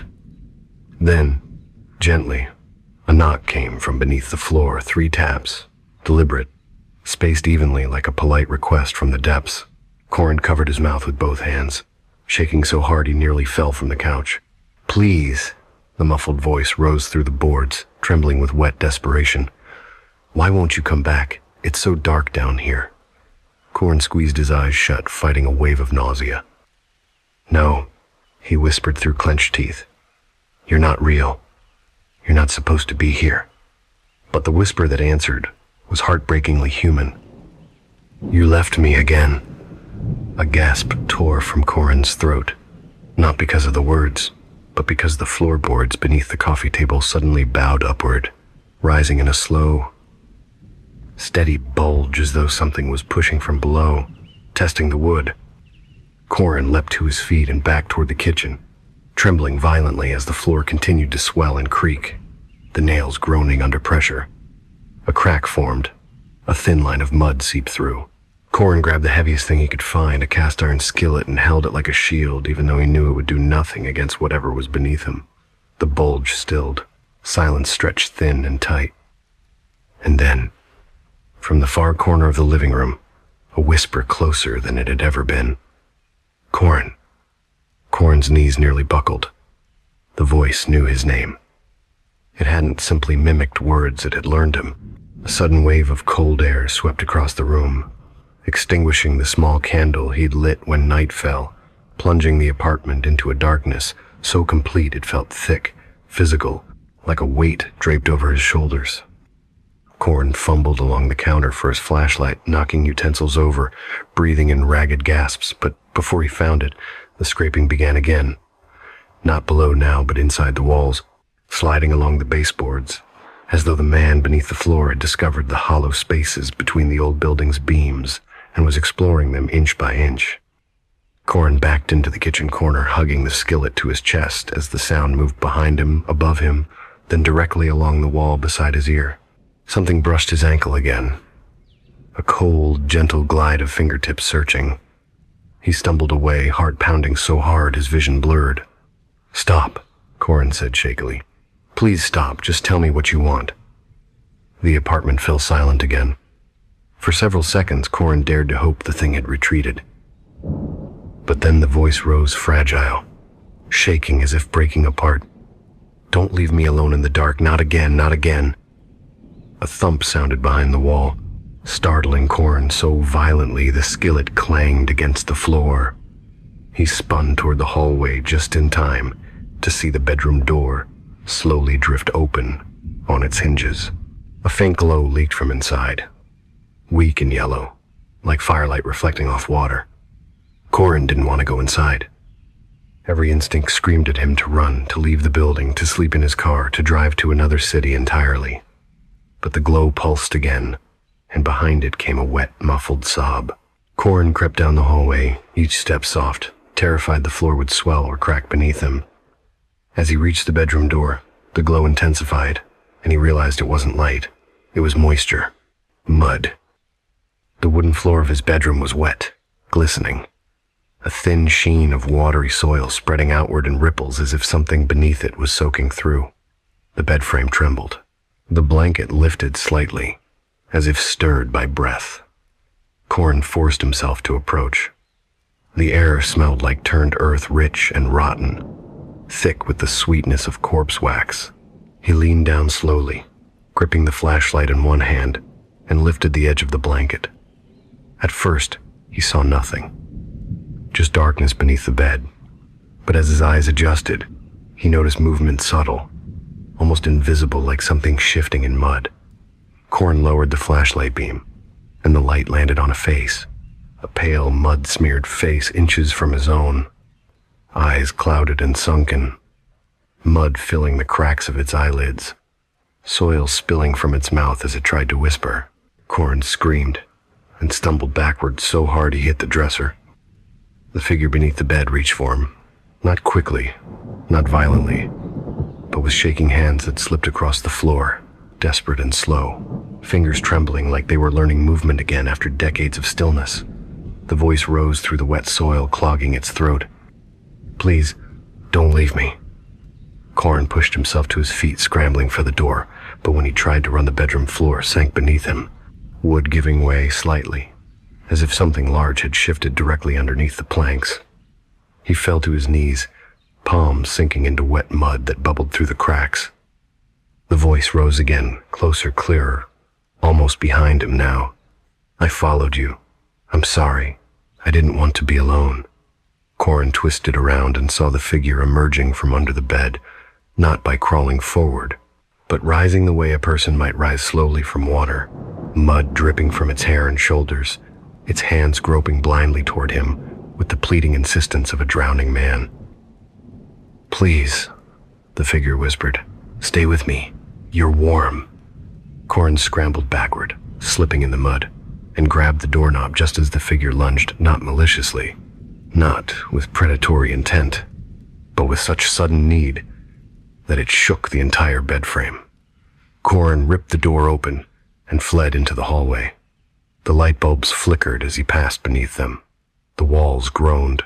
Mud seeped from the floorboards in thin lines. And behind him, he heard the man beneath the floor whisper one final heart-shattering word. "Friend!" Corin slammed his apartment door shut, locked it, then ran down the stairs, out of the building, into the humid night, where the air smelled of life, and the water on the pavement reflected street lamps instead of graves. He didn't return for hours. When he finally crept back into the apartment at dawn, exhausted and shaking, he found the floor dry again, the mud gone, the walls still. But on the bedroom floor, directly beneath the bed, was a single fresh handprint pressed into the wood, wet, muddy, and unmistakably warm to the touch. Corin Hale knew by dawn that he could no longer stay in the apartment, that whatever crawled beneath his floorboards and whispered through the seams of the wood had attached itself to him with a desperation that spiraled far beyond anything alive. But leaving was not as simple as packing boxes and locking a door behind him, because the thing beneath the building, the gravedigger who had died clawing his way upward, was no longer beneath the building. He was beneath Corin. Beneath the sound of Corin's breathing, beneath the rhythm of his footsteps, beneath every inch of ground, the man walked on, and Corin felt this truth tightening around him with the weight of a shroud. He told himself he would leave immediately, would call a taxi, would abandon every tool, every antique, every connection he had to this place. But his body refused to obey. His hands shook so violently he couldn't pack a single bag, and each time he reached for the door, he felt that faint, mournful whisper rising from the floor beneath his feet. "Don't leave me, please." He tried to ignore it, but the whisper grew louder, gaining shape. A human ache threaded through an impossible voice. A lonely tremor of someone who had once lived, once breathed, once climbed under the sun, and had died gasping for air in the pitch black beneath the city. Corin shut his eyes, trembling, and muttered, "I'm sorry. I'm so sorry, but I can't stay." And the floor beneath him responded with a long, low groan, more like a sigh than anger, like a man sinking into resignation. Corin retreated into silence, gathering the courage to flee, but as he stepped into the bedroom to grab his phone charger, he froze. The damp handprint beneath the bed was no longer singular. 3 more had appeared beside it, each one larger, clearer, as though hands had pressed into the wood from underneath. Corin backed away, heart hammering, but the boards beneath him dipped, bowing inward, and suddenly a cold draft swept through the room, rising up between the cracks, carrying the unmistakable smell of underground mud, wet limestone, and rotting coffin wood. The lights flickered. The floor shuddered. Then, from deep below, he heard scraping rapid, frantic scraping, dozens of nails dragging upward at once, too many to belong to one man. Corin staggered backward, slamming into the hallway wall as the floor in the center of his bedroom bulged upward, swelling like a blister filled with dark water. The wood cracked, mud seeped through, and then, with a wet pop, the board split. A pale hand thrust through the gap. Not the same hand as before. Smaller, then larger, then 3 more beside it.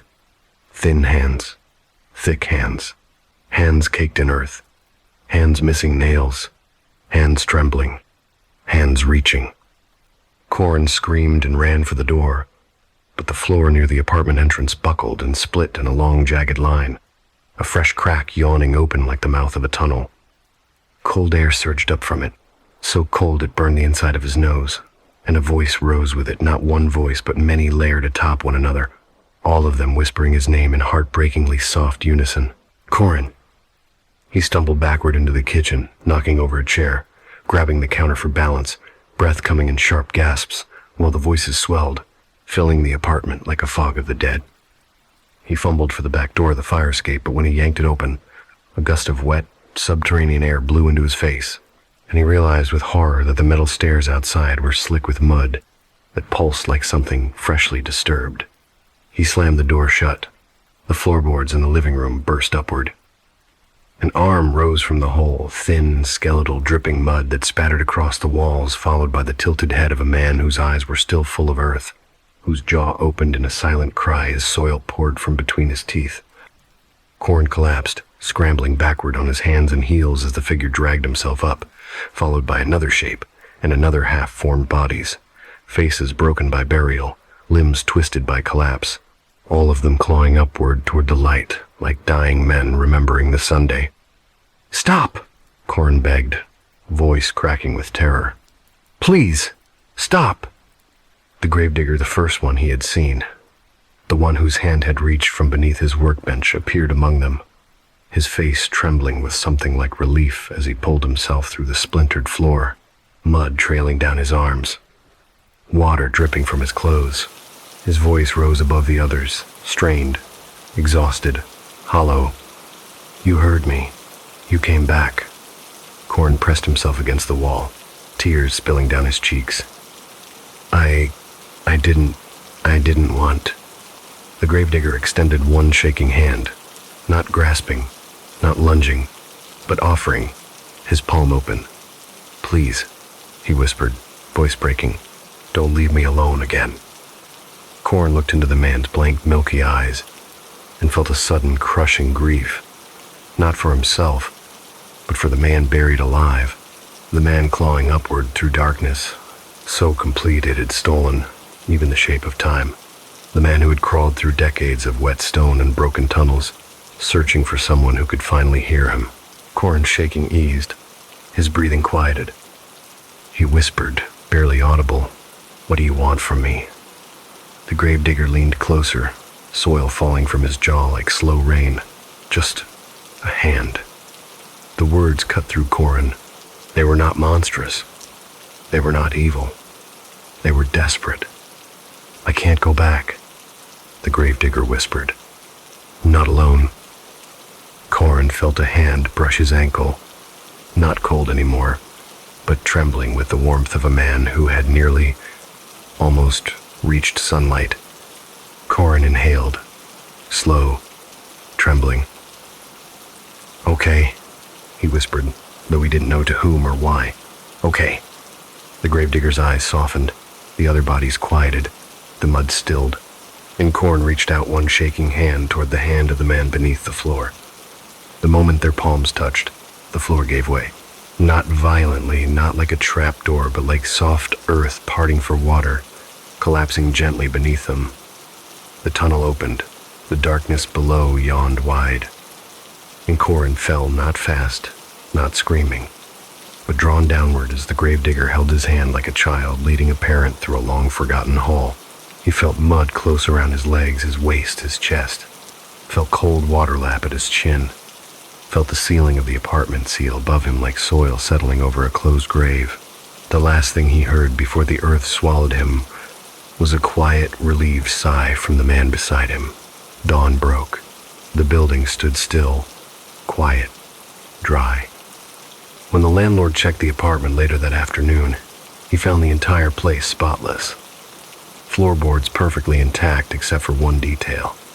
In the center of the bedroom, pressed into the wood grain, were two muddy footprints standing side by side, as though two men had finally stopped crawling and begun to walk again.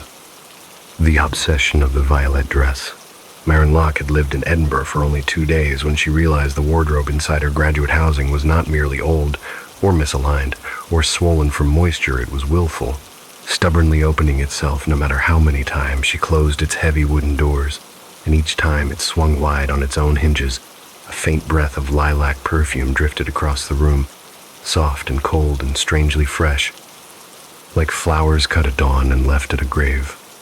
At first, she tried to ignore it, telling herself it must be something mechanical, a warped frame, a loose latch, but the building she now lived, in a converted stone dormitory, on the edge of the University of Edinburgh's older quadrangle, had the unsettling stillness of a place that remembered things it should have forgotten, and from the moment she unpacked her suitcase, she felt the atmosphere settle around her shoulders, like a melancholic shawl. Her classmates had warned her about the dormitory's haunted unit, room 3 Farads, the room she had ended up in by chance and while she laughed it off during orientation. She couldn't deny the strange heaviness that clung to the air the moment she crossed its threshold. An invisible pressure behind her sternum, a sudden dip in her mood as though the room itself exhaled sorrow into her lungs, making her chest tighten with a sadness that didn't belong to her. She tried to distract herself with her art history readings, sketching the Jacobean moldings above the fireplace and tracing the carved thistle motifs etched into the stone lintel. But the wardrobe door creaked open again each time she turned her back, widening slowly like a mouth inhaling, and each time she rose from her desk to shut it. She caught that fleeting scent of lilac, drifting out from the dark interior, mingling with the cold, damp undertones of the ancient building. On the third evening, when the outside sky vibrated with Edinburgh's misty twilight and the street lamps cast orange halos across the cobblestones, Maren decided to inspect the wardrobe more carefully. She ran her fingers along the grain of the wood, old and rough, traced the iron hinges that still held surprisingly steady, and checked the latch 3 times, testing the sway of the door with scientific precision.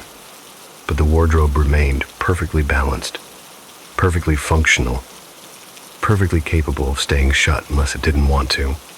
She closed it again, firmly, pressing her palm flat against the cool wood until the click resonated through her hand. Then she sat back down at her desk, determined not to look at it again. But 10 minutes later, she heard it, the slow, intimate creak of old hinges yielding, of a door inching open not from force but from intent, until the faint thump of the wardrobe against the frame pulled her gaze unwillingly across the room. The doors were wide open again, and this time the lilac scent was stronger. Not floral, not sweet sad. She stepped toward it, breath shallow, and her eyes caught something else she hadn't noticed before. The white dress she had hung inside her backup formalwear for gallery events was no longer hanging straight on its wire hanger. The bottom hem glowed faintly, with a soft, pale violet radiance, like light seeping through thin silk. Maren blinked hard, shook her head, stepped back, convinced it was a trick of the dim overhead lamp, or her eyes adjusting to the shadows.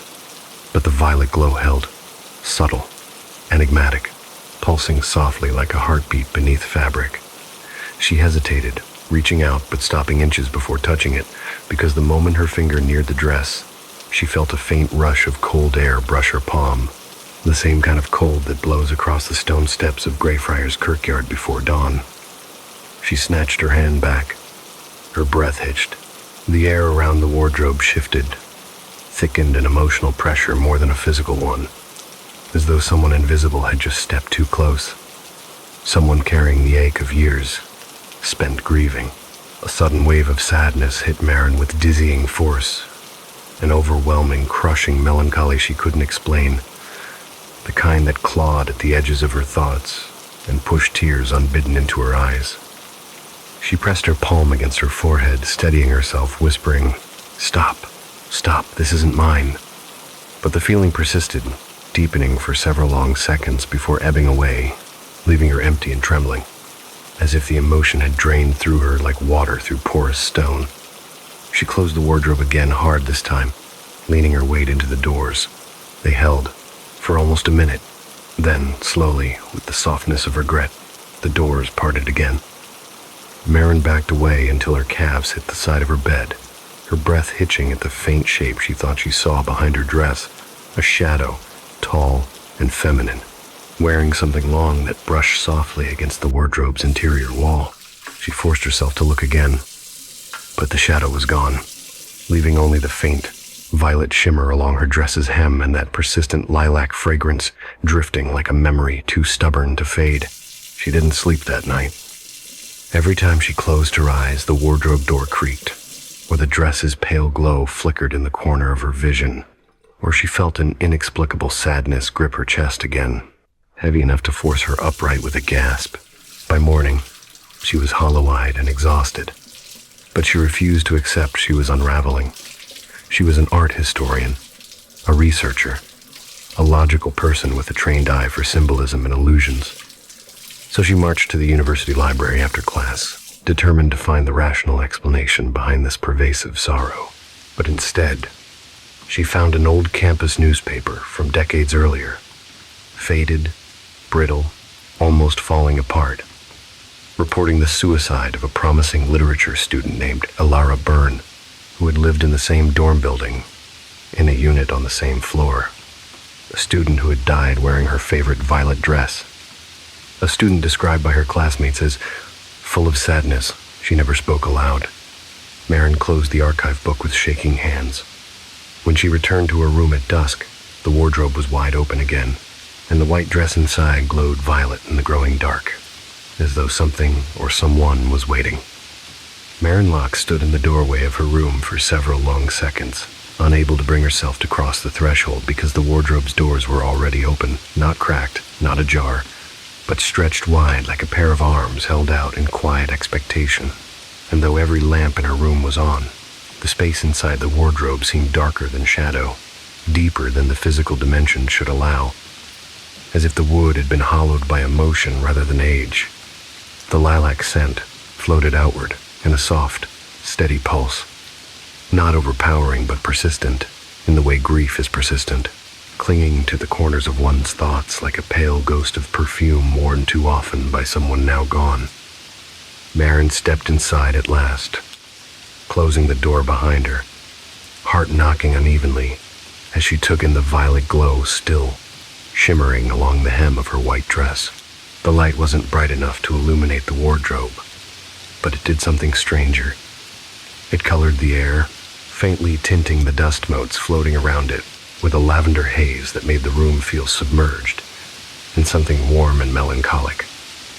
She approached slowly, her breath tightening with every step, and though she reached to touch the dress again, she stopped once more when that cold ripple of air brushed her fingers, the same ghostly current she had felt the night before, except this time it carried something else, a faint tremor, like someone exhaling through tears. The sadness hit her again, sudden and crushing, a deep, internal collapse of emotion so raw, she had to grip her desk to stay upright. She wasn't merely sad, she was mournful, grieving as though she'd lost something irreplaceable long ago, as though a part of her had been abandoned in the room before she was ever born. And in that moment, she knew this wasn't her sorrow. It belonged to someone who had lived and died here. She steadied herself and whispered into the stillness, "Alara, is it you?" The lilac scent thickened, swirling around her like a soft breeze in a room with no open windows. The wardrobe door, though already open, creaked as though acknowledging her. Marin shivered. She turned abruptly and grabbed her laptop, pulling up the old campus newspaper she'd read earlier. The article was short, lacking detail, but she found another reference in the university archives, an obituary from the 1970 seconds, with a black and white photo of a young woman staring solemnly at the camera, her eyes filled with quiet sorrow, her dark hair pinned in soft waves, and though the photo was faded, Marin could clearly see the dress she was wearing. Long, elegant, unmistakably violet. "Alara, burn," she whispered, touching the image on her screen. The wardrobe creaked behind her, not loudly, just enough to confirm she was not alone. Marin stared at the dress again, heart pounding, and whispered, "What do you want?" No answer came in words. Instead, a sudden wave of grief washed through her so intensely it knocked her breath short. A grief that wasn't rage or jealousy or malicious haunting, but something like aching loneliness, like being trapped in a memory that never releases its hold. Marin sat heavily at her desk, face in her hands, trying to steady her mind. But then she heard it, the faintest sound of someone crying, soft and muffled, as though coming from behind a wall or beneath floorboards. It was not a frightening sound, it was devastating, vulnerable, heartbroken. Marin stood slowly, the air around her shimmering faintly with that impossible lilac scent, and approached the wardrobe again. This time she pushed the clothes aside. Behind her hanging dress, behind the coats, behind the empty hangers, she saw it, a faint outline of a woman's silhouette imprinted on the wooden back panel, so subtly carved into the grain that she'd never noticed it before. A tall, slender shadow of a woman in a long dress, head bowed, hands clasped in front of her as though caught in the moment between a sob and a prayer. Marin's breath caught. She reached out trembling fingers to trace the faint carving, but the moment she touched it, the violet glow surged once, stronger than before, bathing the room in a soft, sorrowful light. The lilac perfume thickened until she could almost feel it on her skin. A cold wind brushed the back of her neck, and then very faintly a whisper, "Don't forget." Marin spun around, but the room was empty. Only the glow remained. That night, she tried to sleep, but each time she drifted close to unconsciousness, the wardrobe creaked again, as if someone inside shifted their weight or leaned against the wood. At one point, she opened her eyes and saw the white dress glowing brighter, pulsing softly, like a heartbeat. She rolled over, pulling the blanket to her chin, whispering to the room, "I'm not going anywhere. It's okay." For several seconds, the room stilled. Then, faintly, she heard the crying again, closer now, clearer, as though standing at her bedside. Marin sat up slowly. The crying stopped. She whispered, "I want to help you. I really do. But I don't know what you need." For the first time, the wardrobe answered not with sound, but with motion. The dress inside shifted, the hanger swaying lightly. A gentle knock sounded inside the wardrobe, 3 soft, slow taps like someone pointing. Marin approached carefully, fear eclipsed by empathy now. All fear, in fact, seemed to fade beneath the weight of Alara's sadness. As she neared the wardrobe, she noticed something new. An old yellowed piece of paper tucked between the floorboards at the base, just inside the lower corner. Hands shaking, she pulled it free. It was a faded photograph, blurry, damaged by time. But she could make out a girl, Alara, wearing her violet dress, standing beside an empty picture frame on a desk identical to Marin's. The same desk, the same angle, the same room. In the photo, Alara wasn't smiling. She wasn't posing. She was crying, face turned slightly away, as if someone had captured her in the middle of heartbreak. Marin stared, throat tightening, as the violet glow pulsed once more behind her. She whispered, "Alara, who were you crying for?"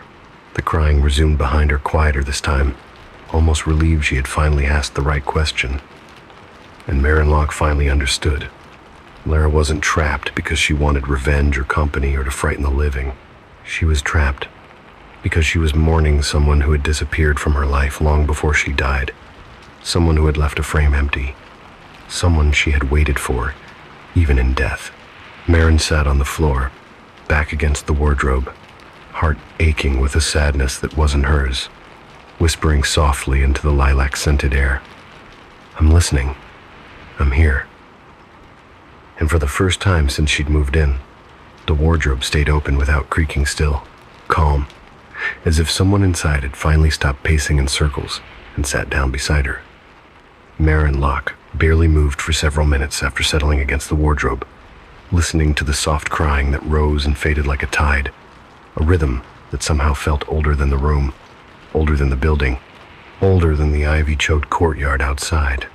And as she sat there with the faint violet glow brushing her cheek like candlelight filtered through silk, she realized she no longer felt fear, only a profound tenderness that came from being in the presence of someone who had carried sorrow so long. It had become the shape of her existence. It was strange, almost shameful, to admit to herself how natural it felt to comfort a ghost, but the emotion filling the room was so raw and so human that she could no longer pretend she was witnessing anything malicious or spectral in the monstrous sense.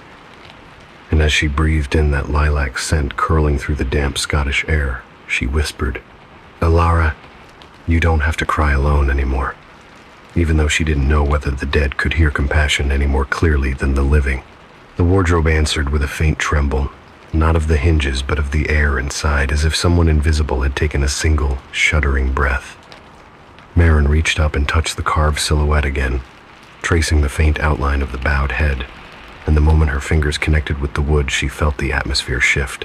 Her vision dimmed at the edges, not in the way of fainting, but like a room being lit through old glass, softening around her until she no longer felt the dormitory walls or the cold stone floors beneath her. She felt someone else's memory, fragile and trembling, pressed gently into her own.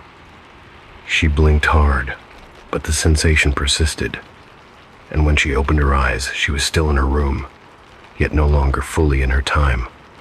The walls looked the same but were subtly wrong, bare, without her posters or books. The desk held different belongings, old notebooks bound with twine.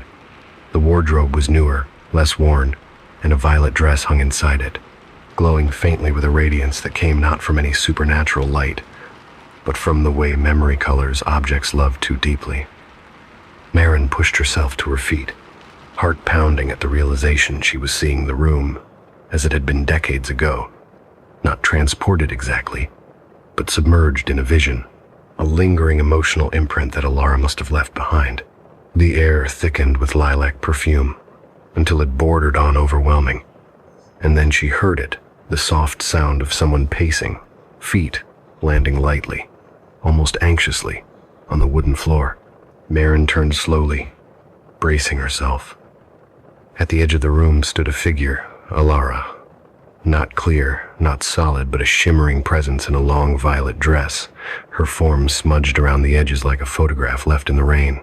She had no face, only a soft haze where features should be, but her posture, her trembling shoulders. The way her hands pressed against her sternum told Maren everything she needed to know. She was heartbroken. She was alone. She was waiting. Alara lifted one hand and pointed toward the desk, her movements slow and fragile, like someone underwater. The desk drawer slid open by itself, as if nudged by a weak breeze, and inside was an old picture frame, empty. Its glass cracked, its silver edges dull with age. Maren reached for it instinctively, and the moment her fingers brushed the frame, the entire room seemed to inhale, drawing cold air across her skin, as though she had touched something sacred, something still pulsing with yearning. Alara moved closer, her violet dress brushing the air with a whisper of sound, and Maren felt that crushing grief swell again this time, so intense it nearly pushed her to her knees. She whispered, voice shaking, "He left you, didn't he?" And though Alara had no face, Maren felt the ghost sorrow deepen like a temperature drop. The room flickered the present, overlapping with the past. For a split second, Maren saw Alara sitting on the floor, wearing the same violet dress, her hair loose around her shoulders, her face buried in her hands as she sobbed into the empty picture frame. The vision shifted again. Alara pacing, hands trembling as she lifted the frame, checked it, closed her eyes tightly, pressed her forehead against its cold glass, as if begging the memory it once held to return. The wardrobe doors slammed open in the memory, revealing the violet dress glowing brighter. The room dimmed. Then Maren felt it the moment before Alara died. A wave of despair, so absolute, so consuming, that it made Maren gasp aloud. "Stop," she whispered, tears blurring her vision. "Alara, please. I understand, but don't show me that part. Don't show me your end." As though respecting her plea, the vision softened. Alara lowered her trembling hands and stepped back, her form flickering like a candle almost extinguished. She pointed again, not toward the desk this time, but toward the empty wall above it. Maren followed the gesture, heart pounding, and saw something she hadn't noticed before. A small nail embedded in the plaster, rusted with age, positioned exactly where someone once hung a framed photograph. The nail was surrounded by faint scratches, as though fingers had touched it repeatedly in moments of longing. Maren whispered, "You're looking for him, for the person who once belonged there." Alara's head bowed, her form dimmed. The purple glow flickered weakly, like a dying heartbeat. Without thinking, Maren stepped forward and held out her hand, not expecting an answer, not expecting contact, but offering it anyway. The air cooled instantly. A soft breeze slipped between her fingers. And then, impossibly gently, she felt a second hand brush hers light, as silk, cold as morning stone, trembling with a sorrow that had lived too long without being seen. The moment the ghost touched her, the memory dissolved, the room snapping back to the present. The wardrobe was open. The white dress was glowing. The lilac scent washed over her in one long, relieved exhale, as if the ghost had finally communicated something she'd held back for decades. Maren clutched the empty frame in both hands, whispering, "I'll help you, I promise." The room stilled. The glow softened. The crying faded into silence. And for the first time since she'd moved in, the sorrow in the air felt less like an oppressive weight and more like a hesitant hope, fragile, uncertain, but real. Maren Locke barely slept after the vision dissolved, but as the pale Scottish dawn seeped through the narrow window, washing the stone floor in a diluted gray light, she understood, with a clarity that felt borrowed from Alara herself, that the ghost's presence had changed, no longer drifting with directionless grief, but focused, intent, quietly waiting for Maren to complete something left undone decades ago. And though exhaustion tugged at her bones, she rose from the floor, with the empty picture frame still clutched in her hands, its cracked glass catching the faint, violet shimmer still pulsing within the wardrobe like the final breath of a candle. The room felt heavier now, not in the suffocating sense it had been before, but in the way a place feels right before an important confession, a tension thick with meaning, expectation, and the tremor of a long unspoken truth. She set the frame carefully on her desk and traced its tarnished silver edge, wondering whose photograph had once lived inside it, who Alara had loved so deeply, so dangerously, that the memory of him clung to the air like lilac perfume long after her death. The wardrobe behind her creaked again, not sharply, but gently, almost shyly, the way someone clears their throat before speaking, and Marin turned to find the violet glow stronger, filling the wardrobe's interior with a soft radiance that made dust motes drift like slow snow. "I'm trying," she whispered, touching the carved silhouette at the back panel again. Another rush of sorrow poured through her, but softer this time, shaped like longing rather than despair. It guided her attention toward her desk drawer, where the old yellowed photograph she had found earlier lay waiting. She retrieved it with trembling fingers. Though damaged, she could clearly see Alara standing beside this same desk, her violet dress catching the light of a window long replaced, her expression aching with loss as she stared toward the empty frame. Marin held it beside the frame. The sizes matched perfectly. "You were trying to complete something," she whispered. "Something you never got to finish." The room dimmed suddenly, the overhead light flickering in a slow, rhythmic pulse that made her skin crawl. But then she felt it. Not fear, but guidance. Alara wanted her to look closer. Marin studied the photograph again, squinting at the blurred background, the shadows, the edges worn thin by time, and then she saw it, a faint shape, reflected in the glass of the picture frame Alara held. Not a face, not a full figure, just the blurred outline of a person standing behind her, shoulder to shoulder, as though once posed for a photograph now torn away. "You weren't alone in that picture," Marin whispered. "Someone was with you." The wardrobe doors eased open another inch. A wave of cold air pressed against her back like a mournful nod. Marin grabbed her coat, tucked the photograph and the empty frame under her arm, and left the dorm room with a strange blend of determination and dread twisting through her, like she was walking into a story the dead had been waiting decades for her to finish. She spent the next several hours combing through dusty archives in the university library, speaking with gray-haired staff who remembered legends but not specifics, piecing together scraps of Alara's life. A brilliant student, quiet but kind, always wearing violet, often seen with a young man named Rowan McInnes, an aspiring poet who disappeared abruptly during the winter term of 1974, leaving only rumors of a family emergency and whispered heartbreak in his wake. The librarian spoke of the two of them with a reverence that surprised Marin, describing how they were inseparable for months, how Rowan wrote verse for her in the margins of books, how Alara glowed when she listened to him read. But then, suddenly, he was gone. No goodbye, no letter, no explanation, and only weeks later, Alara was found in her room, lifeless, her violet dress laid carefully across her bed as though she had dressed herself for a final memory. Marin left the library with a knot in her throat, her breath catching as the cold Edinburgh air bit at her cheeks. She walked along the old stone walkway between the quadrangles, the wind carrying faint whiffs of damp earth and pre-spring rain, and she realized she knew exactly what had anchored Alara's soul. Abandonment, not by choice, by silence. A silence she had never been able to shout into.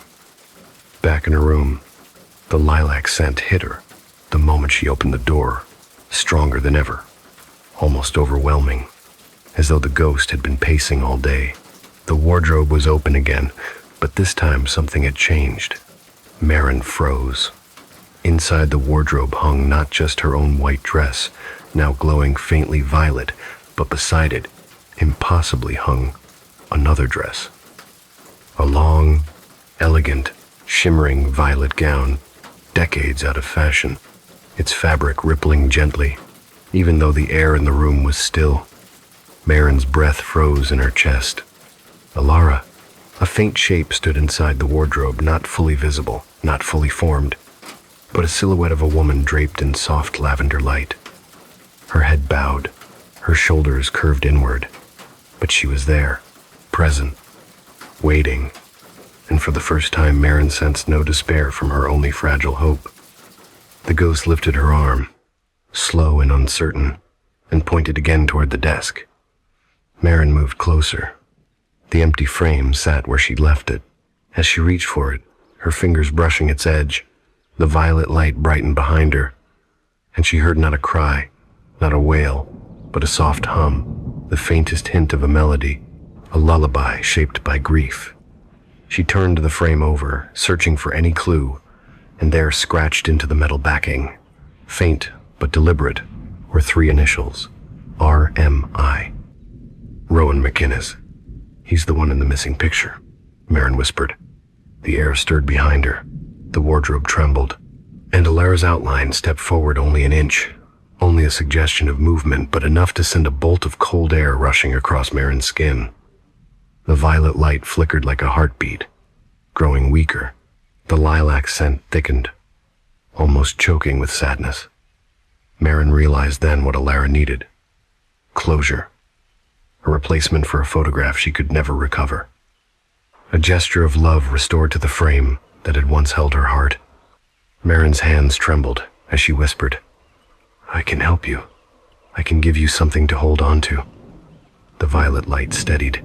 The carved silhouette in the wardrobe glowed faintly beneath the dress.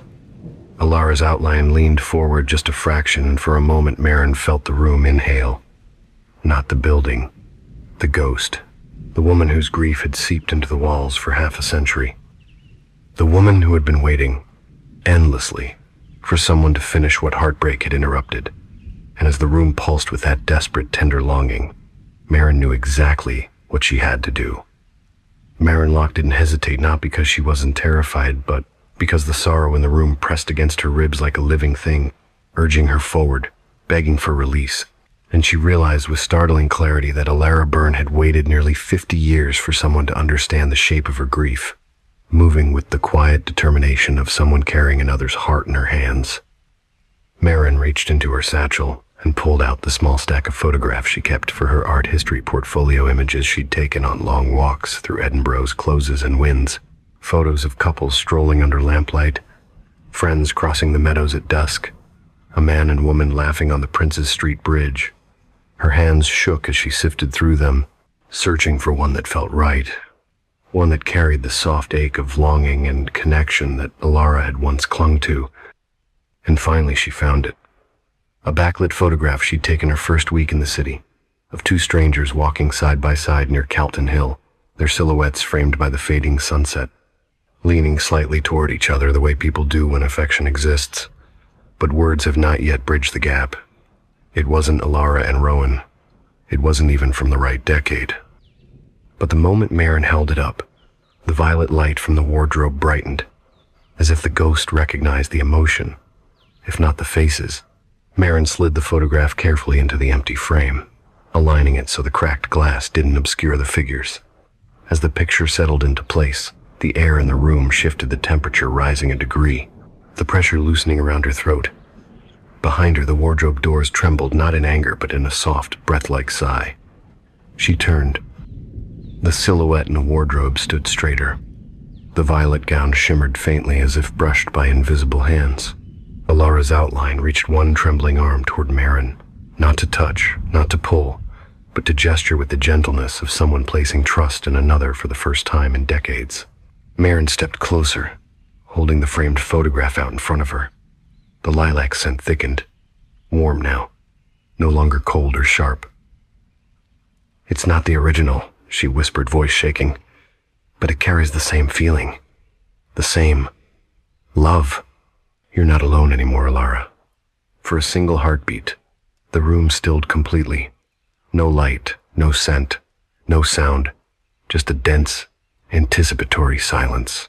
And then the violet glow flared brilliantly, filling the wardrobe, the walls, the entire room with a radiant, mournful warmth that made tears spring to Marin's eyes. The silhouette stepped forward, slowly, drifting toward the frame in Marin's shaking hands. When the ghost's hazy form touched the photograph, the glass fogged over suddenly, as though brushed by cold breath from the other side. Marin gasped and nearly dropped it. A faint shape appeared beneath the fogging letters, written by a trembling hand from beyond. R.M.I. The same initials, scratched into the back. The fog evaporated. The initials remained, delicate and ghostly. Alara was claiming it, accepting it, and as she did, the violet glow began to collapse inward, folding like silk being pulled through a narrow seam. The ghost silhouette faded at the edges, her outline becoming thin, transparent, dissolving into the lilac haze that filled the room. For the first time, the crying stopped completely, not replaced by silence, but by peace. Marin pressed a hand to her mouth, tears slipping down her cheeks. Alara, are you free now? The wardrobe's interior flickered with one last pulse of violet light. Soft, grateful, tender. A whisper closer than ever, directly beside her, drifted into her ear. Thank you. Then the air rushed outward, as if the room exhaled after holding its breath for 50 years. The violet glow vanished. The wardrobe dimmed. The scent of lilac thinned into nothing. Marin stood in stunned silence, holding the framed photograph, staring at the wardrobe that now sat perfectly still, its doors gently closed of their own accord. When she stepped forward and tugged on the handle, the hinges gave no protest. The interior was ordinary wood, empty except for her white dress, no longer glowing, hanging motionless as it always had. The carved silhouette on the back panel was gone. Not faded, gone. Erased as though it had never existed. Marin sank onto the edge of her bed, the photograph still clutched in her hand, and let the tears fall freely, not out of fear, but out of the strange, aching beauty of having carried someone else's grief to its resting place. She placed the frame gently on her desk. For the rest of the morning, the room remained warm, still, almost unusually quiet, as if the walls themselves were resting. That night, for the first time since she'd moved into the haunted room, Marin slept deeply, without cold drafts, without creaking hinges, without the weight of someone else's sadness pressing into her dreams. When she woke at dawn, the wardrobe remained closed. The room remained calm, but a faint trace of lilac lingered in the air. Not heavy, not haunting, just the lightest whisper of perfume, like gratitude drifting through an open window. And though the ghost of Alara Byrne never appeared again, Marin always left the framed photograph on her desk, knowing the room felt less empty with it there, because some stories do not end with terror, or cold hands, or restless footsteps in the dark. Some end the moment a grief that refused to die finally finds its missing piece and chooses, at last, to rest. The whisper in the redwood glade. Jared Wolfe had always believed that the deeper the forest, the closer one came to the truth behind the veil of the world. And as he and Rhea Calder pushed through the last narrow stretch of underbrush toward the abandoned hunting cabin, rumored to lie somewhere in the heart of the Northern California redwoods, he felt an exhilaration rising in his chest that had nothing to do with fresh air or exercise, and everything to do with the kind of darkness he'd been chasing since they started their paranormal YouTube channel 3 years ago. The trees towered above them like ancient guardians, their trunks impossibly thick, rising straight upward for hundreds of feet before exploding into dense canopies that swallowed sunlight whole, leaving the forest floor in a perpetual twilight, an amber gloom that made the ground glow faintly, while the air around them remained cool and shadowed. Rhea walked slightly behind him, her backpack heavy with camera gear, her gaze flicking constantly between the path and the shifting silhouettes of the redwoods. And though she had agreed to this trip willingly, Jared sensed a tension in her movements, the way she paused every few minutes to glance back at the vanishing trail behind them, as though the forest itself might swallow their exit if she looked away too long. The silence was uncanny. Even the normally chatty birds of the Pacific Northwest seemed reluctant to sing beneath trees this tall, this old, this laden with the thick, resinous scent of sap and soil that had fermented under centuries of fallen needles. "It feels like we're walking into a cathedral," Rhea murmured at one point, her voice quiet enough that it barely disturbed the stillness. Jared only grinned, because that was exactly what he wanted. A place so untouched by human presence that anything unusual they captured would feel like stepping into myth. After another half hour of uneven hiking through moss-slicked roots and narrow gaps between silent trunks, the abandoned hunting cabin finally came into view. A squat, decaying structure half absorbed by the encroaching forest, its roof sagging under the weight of fallen branches, its walls nearly camouflaged by the creeping moss that crawled up its sides like a disease. The windows were blown out, the porch tilted, and an old "No Trespassing, Property Abandoned" sign hung crooked on the doorframe, its letters faded to a rust-colored smear. Rhea exhaled slowly, exchanging a look with Jared that carried equal parts excitement and dread. "This place looks like it wants to be left alone," she whispered. Jared lifted his camera with a grin. "That's exactly why we're here." Inside, the cabin smelled like wet wood and old dust, but there was something else mixed in too, something metallic, faint, lingering in the air like the ghost of rust or dried blood. The floor creaked under their weight, and a draft moved through the broken windows even though the redwoods outside stood perfectly still, branches unmoving in the heavy, quiet air. Rhea swept her flashlight across the room, illuminating collapsed chairs, a torn deer hide nailed to the wall, and in the center of the cabin, an old wooden table carved with what at first looked like random scratches. But as Jared crouched closer, he realized with a shiver of excitement that it wasn't random at all. Etched into the wood was a Ouija board, or the remains of one, the letters long since worn away except for the numbers 6 and 9, which had been carved more deeply, as if by a hand trembling with purpose. They filmed their first impressions, voices hushed without meaning to be, the atmosphere pressing down on them like a weight. The air inside felt cooler than outside, unnaturally so, as though the cabin existed in a small pocket of dead space, untouched by sunlight. Rhea leaned her elbows on the old table, staring at the carved numbers with a furrowed brow. "Why these two?" she whispered. Jared lifted the camera to capture her expression. Only one way to find out. Despite Rhea's hesitation, despite the cabin's unnerving stillness, despite the rising sensation that something in the forest was hovering just outside the edge of their vision, Jared insisted they conduct a Ouija session, just a short one, just enough for footage using a cracked glass jar lid as a makeshift planchette. Rhea rolled her eyes but agreed, because that was their dynamic. He pushed the limits, she anchored the sanity, and somewhere in the middle they found enough tension to keep their channel alive. They sat opposite each other at the table, touching the jar lid lightly, filming everything with a tripod they'd set up beside the old fireplace. Jared asked the usual questions. "Is anyone here? And do you want to speak with us?" And though the jar lid didn't move, Rhea kept glancing uneasily at the door as if expecting someone to be standing there, watching.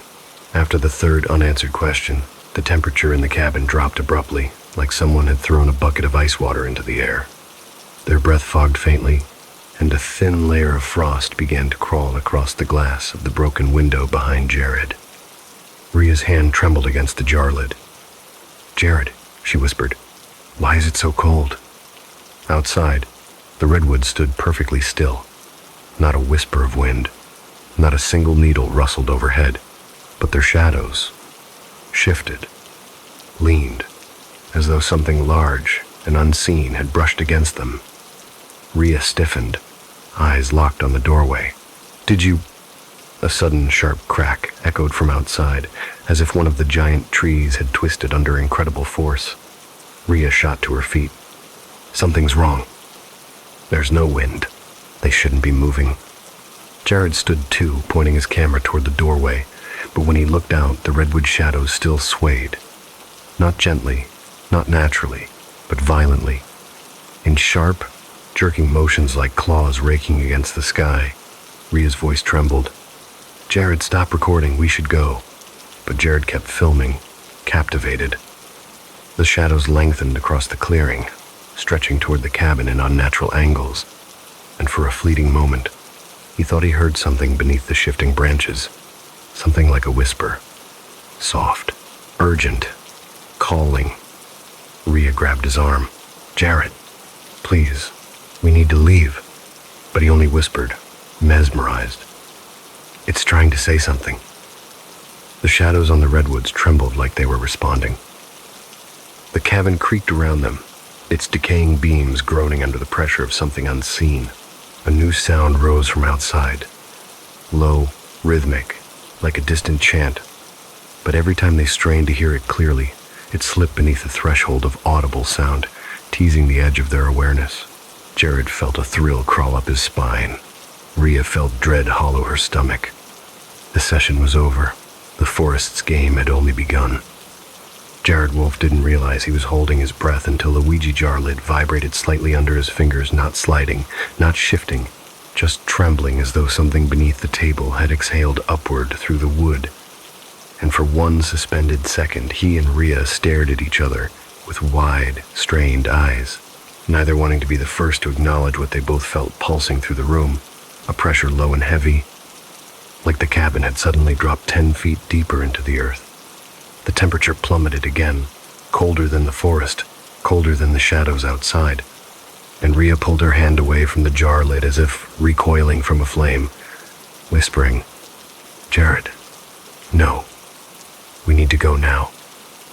But Jared, adrenaline spiking in a way he'd never experienced in 3 years of ghost hunts, kept his fingers on the lid, convinced that if he let go even for a heartbeat, whatever had brushed their reality would retreat into the void forever. The carvings on the table, especially the numbers 6 and 9, seemed darker now, the grooves deeper, as if freshly carved by an invisible blade just seconds before. And as Jared leaned closer to inspect them, his breath fogging the surface, he felt the unmistakable sensation of someone standing directly behind him, close enough that the hairs on the back of his neck lifted in unison. He spun, expecting Rhea, but she was already at the doorway, face pale, staring out into the trembling silhouettes of the redwoods. "Jared," she whispered, "the trees. Look." He turned toward the forest, and his stomach tightened into a knot so sharp he could barely breathe. The shadows cast by the redwoods were no longer behaving like shadows. Instead, they moved independently of their trunks, swaying and convulsing in a jagged, unnatural rhythm, like marionettes tugged by a frantic, invisible puppeteer. And then, without warning, every shadow froze at once, every single tree silhouette locking into place as though the forest had been caught holding its breath. Jared's camera beeped softly, indicating a dropped frame, then another as if the environment itself was interfering with the footage. Rhea stepped backward into the cabin, her voice barely a whisper. "This is wrong. This is so wrong." Jared raised the camera to the doorway again, filming the forest, and for a fraction of a second the camera feed showed something the naked eye couldn't see between the redwoods, in the spaces where the light dimmed into permanent dusk. A tall, spindly shape leaned slowly forward, like a long shadow searching for a way into the clearing. But when he lowered the camera, nothing stood there, only darkness. "Did you see that?" he breathed. Rhea's voice cracked. "I saw something move." "That's enough. Jared, we're leaving now." But Jared's attention snapped back to the table, because a sharp scraping sound sliced through the air behind him, a single deliberate drag of wood against wood. The jar lid had moved. It now sat directly atop the number 6. Rhea let out a strangled gasp, covering her mouth. Jared swallowed hard. "Okay," he whispered, trembling with awe and fear. "If someone is here, we don't mean harm. We're listening." The jar lid twitched. Then it moved again, this time sliding so fast across the gouged wood that Jared's fingertips burned trying to keep up. It traced a small circle, then stopped abruptly on the number 9. Rhea shook her head violently, stepping back. "Jared, stop this, stop this. This isn't a game." "It's not a game," Jared whispered, mesmerized. "It's communication." But even as he said it, something deep inside him, a survival instinct he had long buried under bravado, whispered that this was not communication. This was summoning, and they hadn't summoned anything benign. The air pressure in the cabin dropped suddenly, the way it does right before an earthquake, and a faint ringing filled Jared's ears, high-pitched, squeezing the inside of his skull until he winced. The lights in the camera flickered. The little rec indicator stuttered, blinking erratically. Outside, the forest grew impossibly still again, the kind of stillness that animals flee from. Rhea stepped beside him, her hand gripping his arm so tightly her nails dug into his jacket. Jared, listen to me, we need to go. Right now. We can come back later with more people, with gear, with... But she stopped abruptly, eyes widening in horror. Because the jar lid had begun moving on its own without Jared's touch, dragging itself across the table in slow, methodical arcs, carving faint trails through dust as if seeking a pattern it once knew well.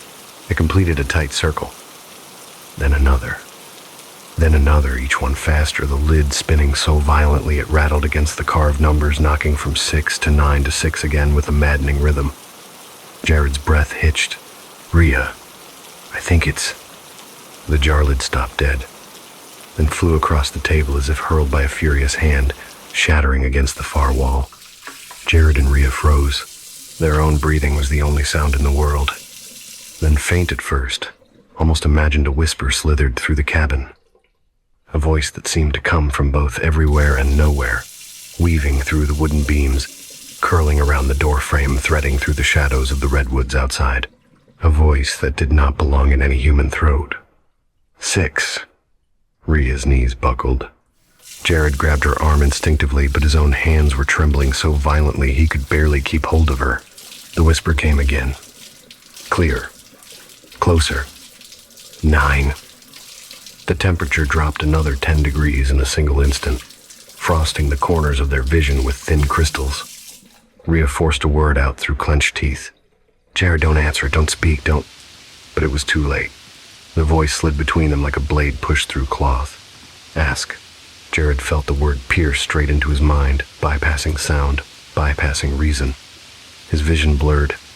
His heart slammed erratically against his ribs. Rhea shook his shoulders violently. Jared, look at me. Look at me. But he couldn't. Something in the cabin, something ancient, something starved had wrapped its cold fingers around his thoughts. Ask. The whisper breathed again, right next to his ear now, so near he felt the cold dampness of it slide along his skin. The forest outside groaned, redwood shadows bending inward toward the cabin like the trees themselves were leaning closer to listen. Jared's lips parted against his will. Rhea slapped her hand over his mouth, choking out a sob. No, please don't. But Jared's voice slipped beneath her palm anyway. Hollow, distant, almost not his own. What? Do you want? The whisper answered instantly, with hunger, with delight, with something that had been waiting for decades to be asked. 6. The word hit him like a blow to the skull. You have 6. Jared's eyes rolled back slightly, the pupils dilating unnaturally. His voice dropped to a gravelly groan, not his, not human. 6 more hours. The shadows outside spasmed violently. Inside the cabin, the walls trembled. The floorboards shook. Rhea screamed his name, but Jared didn't even blink. Rhea Calder had never seen a person change so quickly, so violently, so completely as Jared did, in the moment those 3 words you have. 6 tore through the cabin like a serrated whisper, and it was not simply that his voice had shifted into something low and emptied, or that his pupils had swallowed the warm amber she knew so well, but that his very posture changed, shoulders dropping as if pulled by invisible strings, chin tilting in a puppet-like angle too sharp for any conscious movement. And when she grabbed his wrist to pull him toward the door, his skin felt colder than the air, colder than frost, colder than the stream they had crossed hours earlier, a coldness that pulsed like a second heartbeat under his flesh. He didn't resist exactly his weight, simply didn't move with her, like she was trying to drag a tree root out of wet ground. Jared, we're leaving, she gasped, her breath fogging into a thin mist. Right now, do you hear me? But he only stood there, eyes glassy, lips parted in a silent, twisted smile that tugged too far at the corners, stretching his face into something eerily slack. The expression not joyous, not fearful, but disturbingly vacant, as if something else were wearing him like a badly fitted coat. Outside, the shadows of the redwoods convulsed again, the canopy above shaking though the air remained dead still. No wind, no birds, no rustle of animals, just the slow, rhythmic groaning of trunks that should have been silent giants. And the longer she stared at them through the doorway, The more she felt the forest was trying to lean in, crowding close, listening to the wrongness unfolding inside the cabin. "Jared, please," she whispered, pulling harder, but he turned his head slowly, too slowly toward her, neck muscles creaking like old rope. And when his eyes met hers, she stumbled backwards, because what looked back at her was not Jared's gaze, not even anger or threat, but a profound, chilling emptiness, as though every living thought had been scooped clean out of his skull. Then he spoke, or rather, something spoke through him. 6 hours. The word slid from him like a draft being pushed under a door, and Ria's stomach twisted so violently she nearly collapsed. "We're leaving. Do you hear me? We are not staying here. You are not staying here." But before she could finish the sentence, the forest outside erupted in a sound like 100 branches cracking at once, sharp, violent, echoing through the clearing like bones splintering under pressure. Ria screamed and slammed the cabin door shut, her breath hitching in panic, and when she turned toward Jared again, he was already moving, his head jerking to the side as though listening to something only he could hear, something inside the walls, or beneath the floor, or deep inside the redwoods outside. 6, he murmured again, voice hollow but sharpened at the edges. "You should have come sooner." Ria grabbed his shoulders and shook him. "Jared, wake up. Wake up." He blinked once, slowly. But when he opened his eyes again, the pupils were wrong, no longer round but uneven like 2 ink blots spreading in different directions. A cold wave of horror ripped through her. "No," she whispered, swallowing a sob. "No, no, no, Jared, please." But he tilted his head, neck popping, and murmured, "It's listening." Ria froze. "What is?" His mouth twitched, twisted. A smile slowly carved its way up his cheeks, too wide, too sudden, the muscles bunching in unnatural spasms that made her blood run cold, the one between the numbers. Ria felt something in her chest, collapse, fear, disbelief, a dawning recognition of the thing they had awakened without understanding. "We're going," she whispered fiercely. "Now!" She grabbed his arm again and pulled with all her strength, but this time he resisted, his body rigid, immovable, as if rooted to the floor. His lips parted again, and Ria braced for another whisper, but instead Jared laughed. A low, breathless, hollow laugh that didn't belong in the space of a human throat. It echoed off the cabin walls like something crawling inside the wood. Ria shoved him toward the open door anyway, but as soon as she crossed the threshold, a force hit her so sharply she staggered backward. The forest had grown louder, not in sound, but in presence. The redwoods loomed closer than before, their trunks seemingly thicker, their shadows stretching like long fingers across the clearing as if reaching for her. She felt watched, not by eyes, but by the spaces between the trees. "Jared, we need to go," she cried, voice cracking. But Jared was staring past her, toward the redwoods, unblinking, expression carved into that terrible smile. 6, he whispered. 6 hours, until you understand." Panic shot through her limbs. She backed away, but he reached out with sudden, startling speed, gripping her wrist with bruising force. "Stay," she screamed, trying to wrench free. But the more she struggled, the tighter his grip became, fingers digging into her skin with unnatural strength. "Let go of me," she cried. His expression didn't change. "It's already here." And then everything stopped. The forest, the air, the world. A ringing sound sliced the silence, high-pitched and needle-thin, drilling straight into Ria's skull until she clamped her hands over her ears and sank to her knees, screaming through gritted teeth. Jared knelt beside her, but not to help. Instead, he leaned close, his cold breath touching her cheek as he whispered, "Do you hear it? It's counting." Her breath hitched violently. "Counting? What?" Jared smiled. "You," she sobbed. "We're leaving, Jared. I'm not dying in this forest. Let me go." He tilted his head. "It's too late, you asked." "I didn't ask anything," she cried. But Jared shook his head slowly, as though she had spoken foolishly. You answered. 6. 9. The forest groaned again outside, louder, deeper, like the ground itself was shifting beneath the roots. Rhea forced herself to her feet, ripping her wrist from Jared's grasp with a burst of adrenaline, stumbling toward the door. He didn't follow, not yet. He simply stood, body slack, face twisted into that empty smile. And then the whisper returned so close it felt pressed against her spine. 6 hours. She ran. Because even if he wouldn't follow her yet, something else would. And she was running out of time. Rhea Calder didn't make it more than 10 yards from the cabin before the forest itself seemed to shift beneath her feet, the ground softening into uneven patches of moss and roots she didn't remember crossing on the way in. And as she stumbled forward, branches scraping across her arms like grasping fingers, the air grew thicker, not colder now, but heavy, weighted, the way it feels right before a thunderstorm breaks. Except there was no sky here, no open space.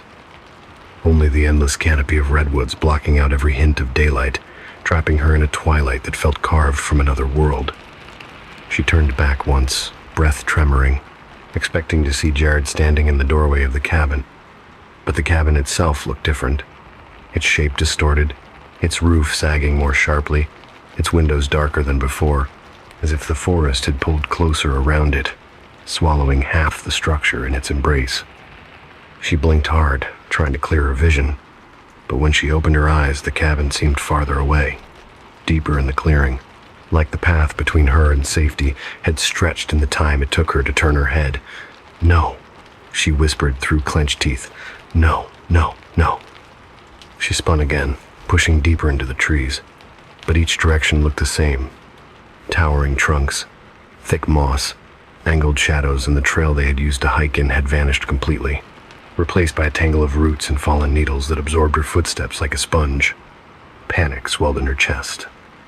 Behind her, she heard it, the faint, unnatural resonance of wood groaning, not from the trees but from the cabin itself, as though it were shifting its weight, turning slightly, angling toward her like a predator repositioning for a clear view. She didn't want to look. Every instinct screamed at her not to, but fear forced her to turn anyway, and the cabin had changed. It no longer faced the clearing directly. It had rotated impossibly, silently by several degrees, its doorway now angled toward the direction she had run, as though watching her. The shadows beneath its sagging porch deepened into a black so dense it looked like the opening of a mine shaft, and Jared stood in the middle of it. He hadn't walked forward. He simply appeared there, posture slack, hands dangling at his sides, head tilted in that awful marionette angle. Rhea's breath hitched. She stumbled backward, but the forest behind her erupted in a sudden roar of cracking wood branches snapping high above her, debris falling in a messy avalanche that forced her back toward the clearing step by trembling step. Something unseen was hurting her. "Jared," she whispered, voice breaking. "Please, please, come with me. We need to get out. We need to leave." His body twitched, a small jarring motion. Then his head turned, slowly, too slowly, until his deadened gaze locked onto hers. His lips parted, and the same voice, not his, not human, slid out like something forced through too narrow a space. "You left." Rhea shook her head fiercely. "No, I didn't leave you. I'm trying to save you." "You left," the voice repeated, drenched in a cold, almost childlike accusation, and his feet began to move, not walking, not stepping, gliding, dragging against the pine needles in short, twitching lurches as though something inside him was struggling to figure out how to use joints properly. Rhea backed away fast, tripping over a root, catching herself on her hands as her backpack slammed into the ground. The forest groaned again, louder this time, the sound rippling through the redwoods like something massive shifting its weight. Shadows stretched across the clearing in sharp, unnatural lines, reaching toward her like fingers. Jared's voice came again, cracking at the edges. 6 hours. She scrambled backward on her hands and heels, breath rasping. Jared, stop, please. This isn't you." But he didn't blink, didn't breathe, didn't break that hollow smile. His arm lifted in a stiff, unnatural motion. In his hand, she hadn't seen him pick it up, was the old hunter's knife from the cabin wall, the rusted blade catching what little light seeped between the canopy. "The number is 6, his voice deepened. "You have 6 more hours." Panic seized her throat. She tried to stand, but her legs trembled beneath her. Jared put the knife down. He stepped forward, the movement jerky and wrong, like tendons being tugged by invisible wires. 6. The forest rustled. A whisper rose from behind her, close enough that she could feel the cold of it slide down her spine. 6. Her scream tore from her chest.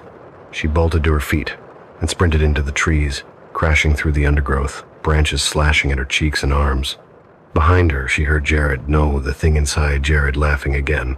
That hollow, mechanical laugh scraping against her nerves like metal on stone.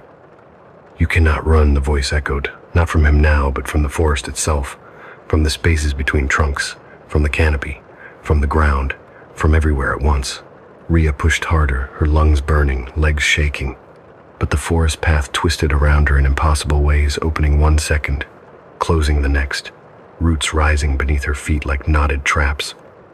She stumbled again, bracing herself against a massive redwood trunk, and when she looked up, breath-catching, she realized with horror that the bark of the tree bore markings, carvings, numbers, 6, 9, over and over, some fresh, some decades old, some carved so deep that dried resin bled from the grooves like sap-filled wounds. Rhea pressed both hands against the tree, sobbing. "What are you?" she whispered into the bark. "What do you want from us?" The forest shuddered. A whisper slid through the roots beneath her feet. "You asked." She shook her head violently. We didn't ask anything. We didn't summon you. We were only exploring. You opened the door." "To what?" she screamed. Silence. Then the whisper came again, closer. "To me." Rhea's eyes widened, breath freezing in her chest. The shadows between the trees thickened, swirling like ink in water. Something enormous moved through them, too tall, too thin, too wrong to be human, its limbs stretching in unnatural arcs that bent like jointless branches. Rhea stumbled backward, heart slamming against her ribs. "Jared!" she screamed into the forest. But the only answer was his voice echoing from somewhere deeper in the glade, distant yet piercing, as if carried by a wind that didn't exist. 6 hours, Rhea. And then quietly, almost gently, "Don't waste them." Rhea Calder didn't know how long she ran, minutes, hours, seconds stretched thin like pulled thread. But every turn she made only pushed her deeper into the cathedral, dark of the redwood forest, where the trunks towered like ancient pillars and the shadows moved in jagged pulsations as though something immense and impatient shifted just behind them, watching her with a hunger that felt older than the trees. Her chest burned, legs trembling so violently she nearly collapsed with each step. But terror fueled her forward as she crashed through the undergrowth, branches clawing at her hair and jacket, the earth beneath her, slick with fallen needles that muffled her footsteps while amplifying every sound behind her. And behind her, she heard him, or rather, the thing inside him, moving with a shuffling, irregular gait that scraped against the forest floor like someone dragging a heavy, resisting body forward. 6 hours. Jared's voice drifted through the trees, sometimes close, sometimes impossibly far, as though the forest itself carried his words between its trunks. Every time she heard him, the numbers echoed. Underneath 6, 9, 6, 9, whispered, in tones that didn't match his cadence, layered like multiple voices speaking through the same mouth. Rhea stumbled over a fallen log, rolled hard onto her shoulder, forcing herself up with a broken sob, wiping mud and tears from her face as she scanned for any hint of a path, anything, any break in the labyrinth of redwoods that could lead her out. But the forest had rearranged itself, trunks repositioning subtly each time she blinked, branches shifting in angles that defied natural logic, forming shapes like symbols overhead. She looked up once and froze. The branches of the trees curved inward at precise angles, forming an enormous pattern overhead that resembled the ring of numbers from a Ouija board, but only the spaces where 6 and 9 should be glowed faintly with impossible bioluminescent light. She ducked instinctively, heart lurching. "Stop," she whispered to the forest, to herself, to the thing inside Jared. "Please stop." But the redwoods didn't listen, bending slowly with wooden groans that sounded too deliberate to be natural. A whisper slithered from the ground beneath her, rising between the roots like cold air. "It's counting you." She staggered backward, pressing her hand against a massive trunk as the number 6 began scratching itself into the bark behind her hand. Fresh, raw resin bleeding like thin amber tears. She jerked her hand away. "Stop!" she screamed, but her voice was eaten instantly by the canopy, swallowed before it could echo. Silence followed, then a long, thin creaking sound coming from her left. She spun. There was Jared, or what remained of Jared, standing between two redwoods, his head hanging forward, chin touching his chest, arms limp at his sides, fingers twitching like hooked wires controlled by unseen hands. His shirt was torn at the shoulder where he'd crashed into debris, and his shoes were coated in forest soil. But his face, God, his face, his mouth was stretched into that puppet's grin again, eyes too wide, pupils uneven, overflowing with shadow rather than darkness. He raised his head with a crack of vertebrae. "Time," the voice said, not Jared's voice, not even human, but hollow and stretched, thin, like something mimicking sound, without understanding how to shape it. Rhea forced herself to speak around the panic choking her throat. "Jared, please, I know you're in there. Fight it. Fight it, please." His head twitched violently to one side. "You heard me," he whispered in a voice that was almost his. "You should have come sooner." "I didn't know," she cried. "We didn't know anything, Jared. Please come with me. We can leave. We can get help. Just come with me." His smile twisted deeper, exposing too much gum. "Too late. It opened when you asked." "I didn't ask." "You answered." He stepped forward. The forest shifted behind him as if pulled in his wake, branches swaying in time with his movements. Rhea backed away until her spine hit a redwood trunk. "Jared, don't come any closer." His steps paused. He tilted his head. "You have 6 more hours." A chill coursed down her spine. "Until what?" "Until it chooses." The whisper rose from all sides, threading through the pine needles. 6, 9, 6, 9. Rhea clamped her hands over her ears, but the voices burrowed beneath her palms, vibrating through bone. "Stop!" she screamed. "I don't understand what you want." Jared's face crumpled suddenly, as if something inside him broke free for a second, his smile fading, his eyes flickering with a brief flash of recognition, pain, pleading. "Rhea," he whispered in his real voice, raw and terrified. She lunged toward him. "Jared, yes, I'm here." But his mouth snapped wide again, grin returning with sharp, unnatural speed. "Run." She stumbled backward. "Jared, run." The voice that commanded her came not from him, but from the forest itself, an explosion of whispers in every direction. Rhea darted left, crashing into a narrow gap between redwoods, ignoring the branches tearing across her arms, ignoring the burning in her lungs, ignoring the wet sound of Jared or the thing using him moving behind her. She ran until the trees blurred, until her legs threatened to fold beneath her, until she thought she must have broken out of the glade into open ground. But the forest abruptly ended. The cabin stood in front of her. She screamed, stumbling to a halt so fast she nearly flipped forward. The cabin was wrong. Wrong in every way. It now faced her directly, though she had run in the opposite direction. The roof slanted like a crooked jaw. The windows hung like empty sockets. And on its wall, fresh, glistening, dripping, were smeared 2 large numbers. 6 and 9, painted in long strokes of something dark and wet. Her stomach lurched with recognition. It was blood. She gagged, stepped back.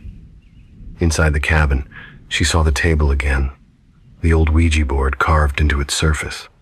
But now the center of the table had split open, forming a crack that pulsed faintly like a living wound. The forest pressed inward from every angle, a cage tightening around her ribs. Behind her, Jared approached slowly, dragging, whispering numbers under his breath, in a rhythm that didn't match his steps. 6, 6, 6. Rhea forced herself to back toward the cabin because running meant nothing here. The forest was folding in on itself, looping her back like a maze, designed by something that didn't understand paths, but understood prey. She stepped onto the sagging porch. Jared shuddered violently mid-step and collapsed to his knees, clutching his head. Rhea, help. Me. She moved toward him instinctively, then froze. The shadow inside him grew, spread, pushed. His head jerked upright. Time's up. She screamed and staggered backward into the cabin. The door slammed shut behind her with a force that shook dust from the rafters. Silence.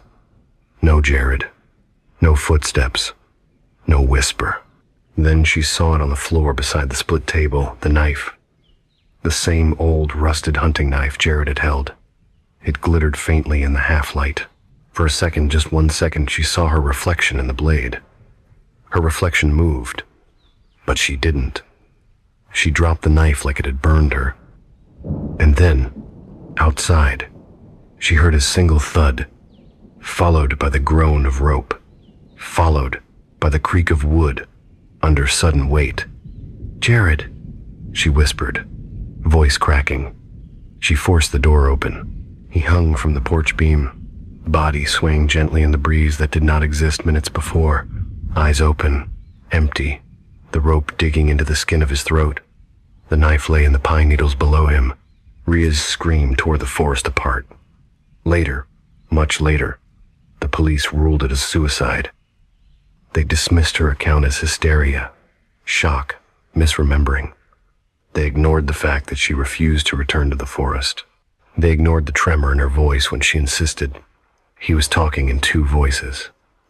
They ignored the symbols she'd carved into her palms from gripping the marked redwood bark, but they couldn't ignore the cabin wall. On it, dried in streaks of brown-red, were 2 numbers, 6 and 9, written with Jared's fingers above the place where his feet had scraped the wood. They called it a coincidence.